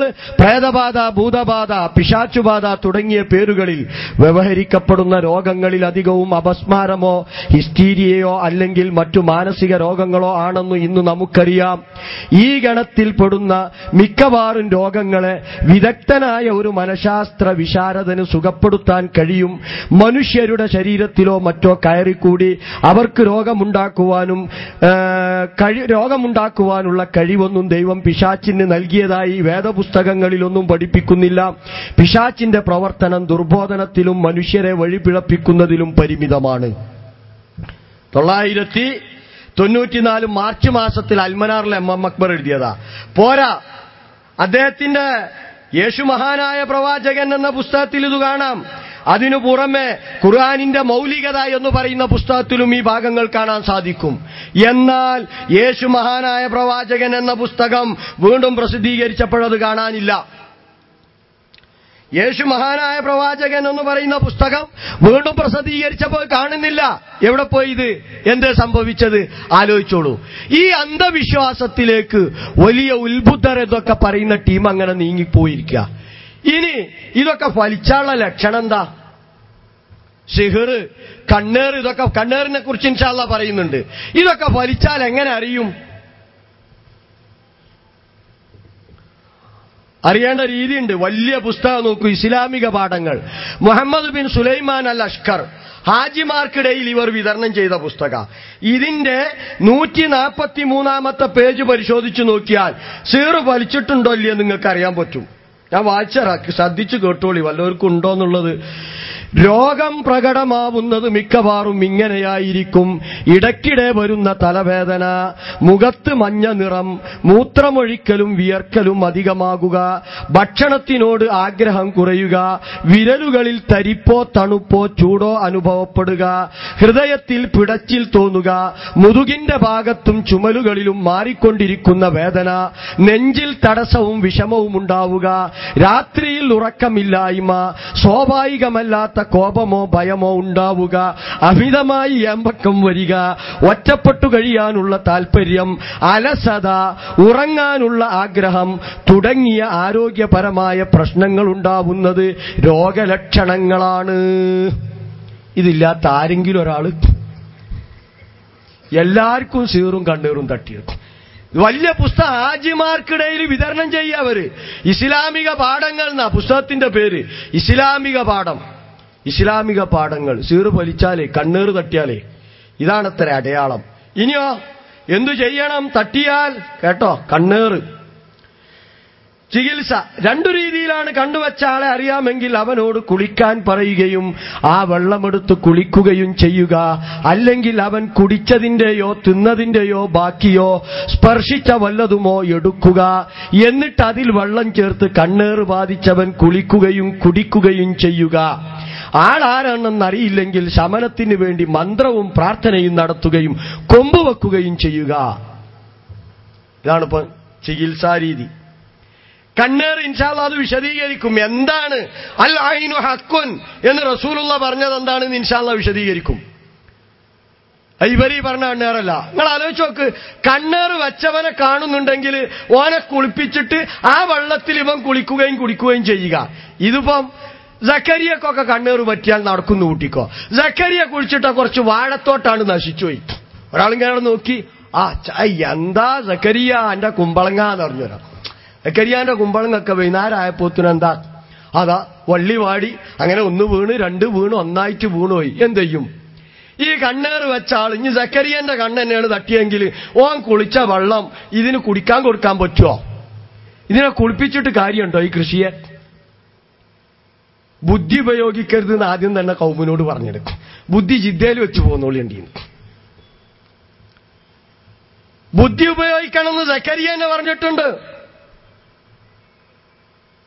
അത് ഇവിടുത്തെ ഖുതുബയിൽ തന്നെ പറഞ്ഞിട്ടുണ്ട്. പക്ഷെ കൗമ് ബുദ്ധി ഉപയോഗിക്കരുത് എന്നാണല്ലോ പറഞ്ഞത്. അതുകൊണ്ട് ഓലാരും കേൾക്കൂല. ഇനി സക്കരിയ പറഞ്ഞാലും കേൾക്കൂല. കണ്ണേറ് പറ്റിയാൽ. ഇനി കേട്ടോ നിങ്ങൾ, സിഹ്റ് വലിച്ചാലുണ്ടാവുന്ന ലക്ഷണം കേട്ടോ. ലക്ഷണങ്ങളൊക്കെ നേരത്തെ പറഞ്ഞു. അതിനുള്ള ചികിത്സ കേട്ടോ. മാരണത്തെ മാരണം കൊണ്ട് നശിപ്പിക്കുന്നതാണ്. അതിനുവേണ്ടി മാരണം ചെയ്തു കൊടുക്കുന്നവരെ സമീപിക്കുകയും ചെയ്യുന്നു. 2 അനുവദനീയമായത്, അത് 7 താളി ഇലന്ത ഇലകൾ എടുത്ത് പൊടിച്ച് അതിൽ 3 പ്രാവശ്യം കാഫിറൂൻ, ഇഖ്ലാസ്, ഫലക്ക്, നാസ് എന്നീ സൂറത്തുകൾ പാരായണം ചെയ്യുക. ശേഷം അത് വെള്ളത്തിൽ ചേർത്ത് കുളിക്കുകയും കുടിക്കുകയും ചെയ്യുക. അള്ളാഹു ശമനം നൽകുന്നത് വരെ അത് ആവർത്തിച്ചുകൊണ്ടിരിക്കുകയും ചെയ്യുക. താളിയിലക്കെടുത്തിട്ട് വെള്ളത്തിലിട്ട് പൊടിച്ച് അത് കുടിക്കും ചെയ്യാം, കുളിക്കും ചെയ്യാം. മെഡിക്കൽ കോളേജിലെത്തും ചിലപ്പോ.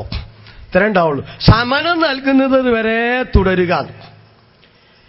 ഇനി സിഹ്ർ മാരണം നീക്കം ചെയ്യുക. അത് വയറ്റിലാണെങ്കിൽ വയറിളക്കിയും അല്ലാത്തിടത്താണെങ്കിൽ കൊമ്പ് വെച്ചും കൊണ്ട് അത് ചെയ്യാവുന്നതാണ്. സിഹ്ർ വലിച്ചത് വയറ്റിലാണെങ്കിൽ വയറിളക്കി കളയണത്ര. അല്ലാത്തടത്താണെങ്കിൽ എവിടൊക്കെ കൊമ്പ് വെക്കുങ്ങള്? അടുത്ത ഖുതുബ അതായിക്കോട്ടെ, കൊമ്പക്കല്. ആ രീതിയൊക്കെ ഒന്ന് പറഞ്ഞു കൊടുത്താൽ വേണ്ടി. കേടുവന്ന രക്തം എടുത്തു കളയാൻ പഴയ കാലത്തുള്ളൊരു ചികിത്സാ രീതിയാണ് കൊമ്പൊക്കുക എന്നുള്ളത്. അപ്പൊ സിഹിറിനെ തടുക്കാൻ കൊമ്പൊച്ചോളേണ്ടിന്നാ. വയറ്റിലാണെങ്കിൽ വയറിളക്കണം. ഇവർ ചികിത്സിക്കുന്ന രീതി ഇപ്പൊ ഹാരിസ് ഇബ്നു സലീം വിതരണം ചെയ്യുന്ന CD ഉണ്ട്. ഇൻഷാ അല്ലാഹ് ആവശ്യമെങ്കിൽ ഞങ്ങൾ ഇവിടെ പ്രദർശിപ്പിക്കും. ജിന്നിനെ അടിച്ചിറക്കുന്ന രംഗം, പെൺകുട്ടികളൊക്കെ അടിക്കുന്ന രംഗങ്ങൾ ഇവിടെ നടക്കുന്നതല്ല, നെറ്റിൽ നിന്ന് എടുത്തതാ. എന്നിട്ട് ഇതൊക്കെ നടക്കുന്നുണ്ട് എന്നറിയാൻ വേണ്ടി സമൂഹത്തിന് ഹാരിസിന്റെ അടുക്കൽ ചികിത്സക്ക് ചെല്ലുന്നവർക്ക് കൊടുക്കുന്ന CD, അതിൽ ഒരു CD-യിൽ സക്കരിയയുടെ പ്രസംഗമുള്ളത്. നിഷേധിക്കുങ്ങള്. അങ്ങനെ എന്റെ പ്രസംഗം അങ്ങനെ ചികിത്സക്ക് വരുന്നവർക്ക് വേണ്ടി ഹാരിസ് കൊടുക്കുന്നില്ല എന്ന് നിഷേധിക്ക്. ഹിഫ്ളുർ റഹ്മാന്റെ അടുക്കലേക്ക് നിങ്ങൾ ആളെ പറഞ്ഞയച്ചിട്ടില്ലേ? ജിന്നു കൂടിയതാണെന്ന് പറഞ്ഞ ആളെ പറഞ്ഞയച്ചിട്ടില്ലേ? അത് സംഘടന ചോദ്യം ചെയ്തപ്പോ നിങ്ങൾ എന്താ പറഞ്ഞത്? ഞാൻ മാത്രല്ല ഹുസൈൻ സലഫിയും പറഞ്ഞയച്ചിട്ടുണ്ട്. ഒക്കെ കണക്കാ, ചക്കിക്കൊത്ത ചങ്കരൻ. ഞങ്ങളെ സംബന്ധിച്ചിടത്തോളം പ്രശ്നമൊന്നുമില്ല. നിങ്ങൾ ഹുസൈൻ സലഫി പറഞ്ഞയച്ചാലും സക്കരിയ സലായി ചെയ്താലും ഹിഫ്ളുർ റഹ്മാൻ ചെയ്താലും ഹാരിസ് ബിൻ സലീം ചെയ്താലും സാക്ഷാൽ എപ്പി തന്നെ ചെയ്താലും ഞങ്ങൾ അതിനെ പരിശുദ്ധ ഖുർആനിന്റെയും തിരുസുന്നത്തിന്റെയും അടിസ്ഥാനത്തിൽ എതിർക്കും. ഇത് അന്ധവിശ്വാസമാണ്, അനാചാരമാണ്. ഈ പ്രേതബാധയും ഭൂതബാധയും അങ്ങനെ രോഗമുണ്ടാക്കാൻ അവർക്ക് സാധ്യമല്ല. അങ്ങനെ രോഗമുണ്ടാക്കുമെന്ന് വിശ്വസിച്ചാൽ അത് ശിർക്ക് ാണ്. ആരാ എഴുതിയത്? നിങ്ങളുടെ പണ്ഡിതൻ സയ്യിദ് ജഅഫർ സാദിഖ് രക്ഷയുടെ കപ്പൽ എന്ന് പറയുന്ന പുസ്തകം. ശൈത്താൻ രോഗമുണ്ടാക്കും, അവർക്ക് രോഗം മാറ്റാൻ കഴിയും എന്നാരെങ്കിലും വിശ്വസിച്ചാൽ അത് ശിർക്കാണ്. രക്ഷയുടെ കപ്പൽ, അതില് ഷിർക്കിന്റെ ഇനങ്ങൾ, പേജ് 43 വായിച്ചു കേൾപ്പിക്കാം. അല്ലാഹു അല്ലാത്തവരോട് പ്രാർത്ഥിക്കുക, നേർച്ച വഴിപാടുകൾ നേരുക, ഖബറാളികളോട് വിളിച്ചു പ്രാർത്ഥിക്കുക, ജിന്നുകളോടും പിശാചുക്കളോടും സഹായം തേടുക, മരിച്ചവരെ ഭയപ്പെടുക, പിശാച്ചിനോ ജിന്നിനോ നമുക്ക് രോഗം നൽകുവാനോ രോഗം ശിഫയാക്കുവാനോ കഴിയുമെന്ന് വിശ്വസിക്കുക, അതിനുവേണ്ടി ആവശ്യപ്പെടുക തുടങ്ങിയതെല്ലാം തന്നെ ഈ ഇനത്തിൽപ്പെടും. ഏതിനത്തിൽ? ഷിർക്കിന്റെ ഇനങ്ങൾ എന്ന ഷിർക്കിന്റെ ഇനങ്ങളിലാണ് എന്ത് ചെയ്തിട്ടുള്ളത്? പിശാചിന് രോഗമുണ്ടാക്കുവാനോ രോഗശമനം വരുത്തുവാനോ സാധിക്കുമെന്ന് വിശ്വസിക്കൽ ഷിർക്കിന്റെ ഇനമാണ്. ഇസ്ലാമെന്ന് പുറത്തോണ കാര്യമാണ്. സയ്യിദ് ജഅഫർ സാദിഖ് രക്ഷയുടെ കപ്പൽ നിങ്ങളുടെ പണ്ഡിതനാണ്. അടുത്ത കാലത്ത് വരെ ചെമ്മാട് പള്ളിയിൽ ഖുതുബ പറഞ്ഞിരുന്ന ആളാ. നിഷേധിക്കാൻ പറ്റുമോ? അൽമനാർ എന്താ എഴുതിയിട്ടുള്ളത്? 986 ഫെബ്രുവരി മാസത്തില് 986 ഫെബ്രുവരി മാസത്തിൽ അൽമനാർ ആയത്തുകൾ ഉദ്ധരിച്ചിട്ട് എഴുതിയിട്ടുള്ളത് എന്താ? ഇങ്ങനെ രോഗമുണ്ടാക്കുവാനൊന്നും യാതൊരു കഴിവും ഇഷ്ടമുള്ള രൂപം സ്വീകരിച്ചു സൃഷ്ടികൾക്കിടയിൽ വിലസാനും പലരുടെയും സ്വരത്തിലും ഭാഷയിലും സംസാരിക്കാനുമൊക്കെ പിശാചിന് കഴിയുമെങ്കിൽ ഈ ലോകത്തിന്റെ നിലനിൽപ്പ് തന്നെ അവതാളത്തിലാകും. ഒറ്റപ്പെട്ട വ്യക്തികളെ മാത്രമല്ല ഉപയോഗിക്കാൻ കഴിയുക, ഒരു നിമിഷം കൊണ്ട് ലോകം തന്നെ ചുട്ടരിക്കാൻ കഴിയും. അമേരിക്കൻ പ്രസിഡന്റ് റീഗന്റെ രൂപത്തിലും സ്വരത്തിലും ഒരണുബോംബ് വർഷം നടത്തിയേക്കാം. അന്ന് എഴുതിയതാണ്. 86-ലായതുകൊണ്ടാണ് പ്രസിഡന്റ് റീഗനെ കുറിച്ച് പറഞ്ഞത്. നിരപരാധികൾക്കെതിരിൽ സാക്ഷി പറഞ്ഞു സത്യത്തിനെതിരിൽ വിധി നടത്തിക്കാം. അങ്ങനെ പലതും നടത്താം. കഴിയുമെങ്കിൽ അങ്ങനെ പലതും പിശാചുക്കൾ നടത്തിക്കുകയും ചെയ്യുമായിരുന്നു. നന്മയല്ലല്ലോ പിശാച്ചിന്റെ ലക്ഷ്യം. നോക്കൂ നിങ്ങൾ, അങ്ങനെ രോഗമുണ്ടാക്കാനോ ശാരീരികമായി ഉപദ്രവിക്കാനൊന്നും ശൈത്താനു സാധിക്കുകയില്ല എന്നാണ് വളരെ കൃത്യമായി അൽമനാർ എഴുതിയിട്ടുള്ളത്. നിങ്ങളുടെ പ്രസിദ്ധീകരണങ്ങൾ തന്നെ എഴുതിയിട്ടുള്ളത്. ഇപ്പൊ നിങ്ങളെന്താ പഠിപ്പിക്കുന്നത്? സക്കരിയ എന്താ? ഇതിലൂടെ പലതരത്തിലും സിഹിറിലൂടെ മനുഷ്യനെ ഉപദ്രവിക്കാൻ ശൈത്താന് കഴിയും. ഇത് അന്ധവിശ്വാസം. ഇത് എതിർക്കുമ്പോൾ അപ്പഴ ഹദീസ് നിഷേധം. കണ്ടോ, ഹദീസ് നിഷേധി. ബുഖാരിയും മുസ്ലിമും റിപ്പോർട്ട് ചെയ്ത മുത്തഫഖും അലൈഹിയായ ഹദീസ് നിഷേധിച്ചില്ലേ? ഖബർ അഹാദ് വിശ്വാസത്തിന് പറ്റുകയില്ല എന്നത് ഹദീസ് നിഷേധത്തിന്റെ മറ്റൊരു വഴിയാണ്, മറ്റൊരു മാർഗമാണ്, മൂന്നാമത്തെ രീതിയാണ്. എന്നിട്ട് എന്റെ ബുദ്ധിക്ക് യോജിക്കുന്നത് നിഷേധിക്കാൻ സ്വീകരിക്കാൻ പാടുള്ളൂ. കേട്ടോക്കൂ നിങ്ങൾ, ഖുതുബയാണ് 12. കുറച്ചു കാലം കഴിഞ്ഞപ്പോൾ അത് ഒന്നുകൂടി മോഡിഫൈ ചെയ്തു. ഖബർ ആഹാദ് അഖീദ കാര്യങ്ങൾക്ക് പറ്റൂല, വിശ്വാസ കാര്യങ്ങൾക്ക് പറ്റൂല. നിസ്കാരത്തിന്, നോമ്പിന്, അതുപോലെ അമലുകൾക്കൊക്കെ പറ്റും. ശ്രേഷ്ഠതകൾ ഫളായിൽ പറയാൻ പറ്റും, പക്ഷെ അഖീദക്ക് പറ്റൂല. നിഷേധത്തിന്റെ മൂന്നാമത്തെ രൂപം. അതുപോലെ തന്നെ വേറെ രൂപം ഉണ്ടായി. അഖലിന് യോജിച്ചേ ഞങ്ങൾ എടുക്കുള്ളൂ. ഹദീസാണെന്ന് പറഞ്ഞിട്ട് കാര്യമില്ല. എന്റെ ബുദ്ധിക്ക് വെച്ചാൽ ഞാൻ എടുക്കൊള്ളൂട്ടോ. ലാലക്കും തയക്കിലും നിങ്ങൾ ബുദ്ധി കൊടുക്കുന്നില്ലേന്നാ ഖുർആൻ ചോദിക്കണത്. അതുകൊണ്ട് എന്റെ കേട്ടല്ലോ. അപ്പൊ ഖബർ അഹാദ് അഖീദക്ക് പറ്റുകയില്ല, അത് ഹദീസ് നിഷേധമാണ്. ബുദ്ധിക്ക് യോജിച്ചതേ എടുക്കാൻ പാടുള്ളൂ എന്ന വാദവും ഹദീസ് നിഷേധമാണ്. കേട്ടെന്നാല് ഫത്ഹുൽ ബാരി എടുത്ത അതില് കിതാബു അഖ്ബാറുൽ അഹാദ് എന്ന് പറയുന്ന ഒരു അധ്യായമുണ്ട് ഫത്ഹുൽ ബാരി. ആ അധ്യായത്തിൽ ബാബു മാ ജാ ഫി ഇജാസത്ത് ഖബറിൽ വാഹിദി സദൂഖി ഫിൽ അദാനി വസ്സലാത്തി വസ്സൗമി വൽ ഫറായിലി വൽ അഹ്കാം എന്ന് പറയുന്ന ഒന്നാമത്തെ അധ്യായം എടുത്തു നോക്ക്, ഒന്നാമത്തെ ബാബ് എടുത്തു നോക്ക്. ആ ബാബിനെ വിശദീകരിച്ചുകൊണ്ട് മഹാനായ ഇമാം കർമാനി പറയുന്നത് എന്താ? ഖാലൽ കർമാനി ലിയഅലമ ഇന്നമാ ഹുവ ഫിൽ അമലിയാത്തി ലാ ഫിൽ ഇഅ്തിഖാദിയാത്തി.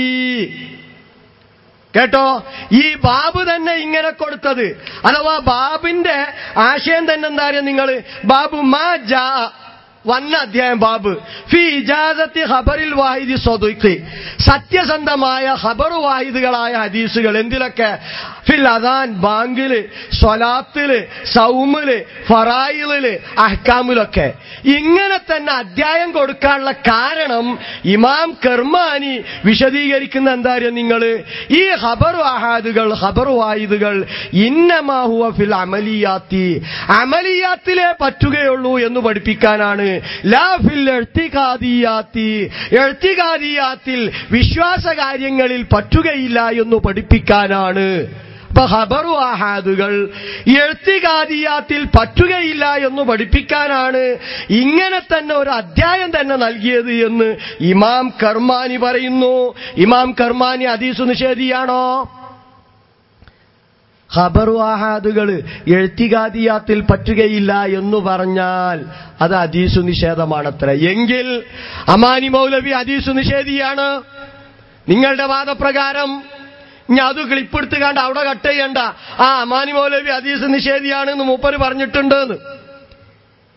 നിങ്ങളുടെ വാദപ്രകാരം അമാനി മൗലവിയുടെ പുസ്തകങ്ങൾക്ക് നബിചര്യ, ഇസ്ലാമിക ശരീഅത്തിൽ അതിനുള്ള സ്ഥാനം, ഖബർ അഹാദുകളെ കുറിച്ച് വളരെ കൃത്യമായിട്ട് അമാനി മൗലവി വിശദീകരിച്ചിട്ടുണ്ട്. അവിടെയും സൂചിപ്പിച്ചിട്ടുണ്ട് അത് ഇഅ്തിഖാദിയാത്തിൽ പറ്റുകയില്ല. അദ്ദേഹം ഹദീസ് നിഷേധിയായിട്ടുണ്ടോ നിങ്ങളുടെ വാദപ്രകാരം? ഇമാം കർമാനിയെ പോലുള്ളവരെ ഹദീസ് നിഷേധിയാക്കുന്ന നിങ്ങൾക്ക് പിന്നെന്താ അമാനി മൗലവി? അല്ലേ, എന്നെ കാട്ടിലും വലിയ ആളില്ല എന്നല്ല, ആ വെപ്പുവെറ്റല്ല നടക്കുന്നത്. ഇനി കേട്ടോ, നിങ്ങളുടെ പണ്ഡിതൻ അബൂബക്കർ സലഫി, വേറാരും പറഞ്ഞ നിങ്ങൾ കേൾക്കൂലല്ലോ, നിങ്ങളുടെ പണ്ഡിതൻ അബൂബക്കർ സലഫി എഴുതിയ മുസ്ലിമിന്റെ പരിഭാഷ പേജ് 50 മുതൽ വായിക്ക്. ധൈര്യണ്ടോ വായിക്കാന്? നിങ്ങളുടെ പണ്ഡിതൻ, പ്രമുഖ ഹദീസ് പണ്ഡിതൻ അബൂബക്കർ സലഫി, കെ സക്കരിയ സലാഹിയും കൂടി എഴുതിയിട്ടുള്ള മുഖദ്ദിമയുടെ പരിഭാഷ, അതിന്റെ മുസ്ലിമിന്റെ പരിഭാഷ, അതിന്റെ മുഖദ്ദിമ മുഖവുരെടുക്ക്. ധൈര്യണ്ടോ ഇതിനെക്കുറിച്ചൊരു ഖുതുബ പറയാൻ? അതിൽ 50 മുതലുള്ള പേജ് എടുക്ക്. വ്യാജ ഹദീസുകൾ വേർതിരിക്കാനുള്ള മാനദണ്ഡങ്ങൾ പഠിച്ചോ. ഒന്ന്, ഭാഷാസ്ഫുടതയില്ലായ്മ, ബുദ്ധിക്ക് യോജിക്കാത്തത് മാത്രമല്ല, ഭാഷാസ്ഫുടതയില്ലാത്ത ഹദീസുകൾ തള്ളണമെന്നാണ് സക്കരിയയും അബൂബക്കർ സലഫിയും എഴുതിയ മുസ്ലിമിന്റെ പരിഭാഷയിലെ മുഖവുരയിൽ പറഞ്ഞിട്ടുള്ളത്. സ്വയം ഞങ്ങൾ ഹദീസ് നിഷേധിയാണെന്ന് പറയും. 2, ആശയപരമായ വൈകല്യം. ഇസ്ലാമിക നിയമ സംഹിതകളെല്ലാം തന്നെ ബുദ്ധിക്കും ചിന്തക്കും നിരക്കുന്നതാണ്. അതിനെതിരായി പറയപ്പെടുന്ന വചനങ്ങൾ സംശയിക്കേണ്ടിയിരിക്കുന്നു. കേട്ടോ, എന്താ പറഞ്ഞത്? സക്കരിയ, സാക്ഷാൽ സക്കരിയ ജിന്നിന്റെ കോലത്തിൽ വന്ന് എഴുതിയതല്ല, സാക്ഷാൽ സക്കരിയ. അതുപോലെ തന്നെ അബൂബക്കർ സലഫിയും എഴുതിയതെന്താ? ആശയപരമായ വൈകല്യം എന്ന് പറഞ്ഞാൽ ഇസ്ലാമിക നിയമ സംഹിതകളെല്ലാം തന്നെ ബുദ്ധിക്കും ചിന്തക്കും നിരക്കുന്നതാണ്. അതിനെതിരായി, അഥവാ ബുദ്ധിക്കും ചിന്തക്കും എതിരായി പറയപ്പെടുന്ന വചനങ്ങൾ സംശയിക്കേണ്ടിയിരിക്കുന്നു. 3, ഖുർആനിലെ വ്യക്തമായ നിയമങ്ങൾക്ക് വിരുദ്ധമാവുക. കേട്ടോ, 3, ഖുർആനിലെ വ്യക്തമായ നിയമങ്ങൾക്ക് വിരുദ്ധമാവുക. അതുകൊണ്ടാണ് പ്രവാചകനു സിഹ്ർ ഫലിച്ചു എന്ന ഹദീസ് ഞങ്ങൾ മാറ്റിയത്. വ്യാജ ഹദീസാണ്, സനദ് ശരിയായിട്ട് കാര്യമില്ല. 3, അബൂബക്കർ സലഫിയും സക്കരിയയും പറയുന്നു ഖുർആനിലെ വ്യക്തമായ നിയമങ്ങൾക്ക് വിരുദ്ധമാവുക. നിഷേധിക്കാൻ പറ്റുമോ നിങ്ങൾക്ക്? 4, ചരിത്ര യാഥാർത്ഥ്യങ്ങൾക്ക് വിരുദ്ധമാവുക. തെളിയിക്കപ്പെട്ട ചരിത്രങ്ങൾക്ക് എതിരാണ് ഹദീസെങ്കിൽ അത് സനദ് ശരിയായാലും തള്ളണമെന്നാ.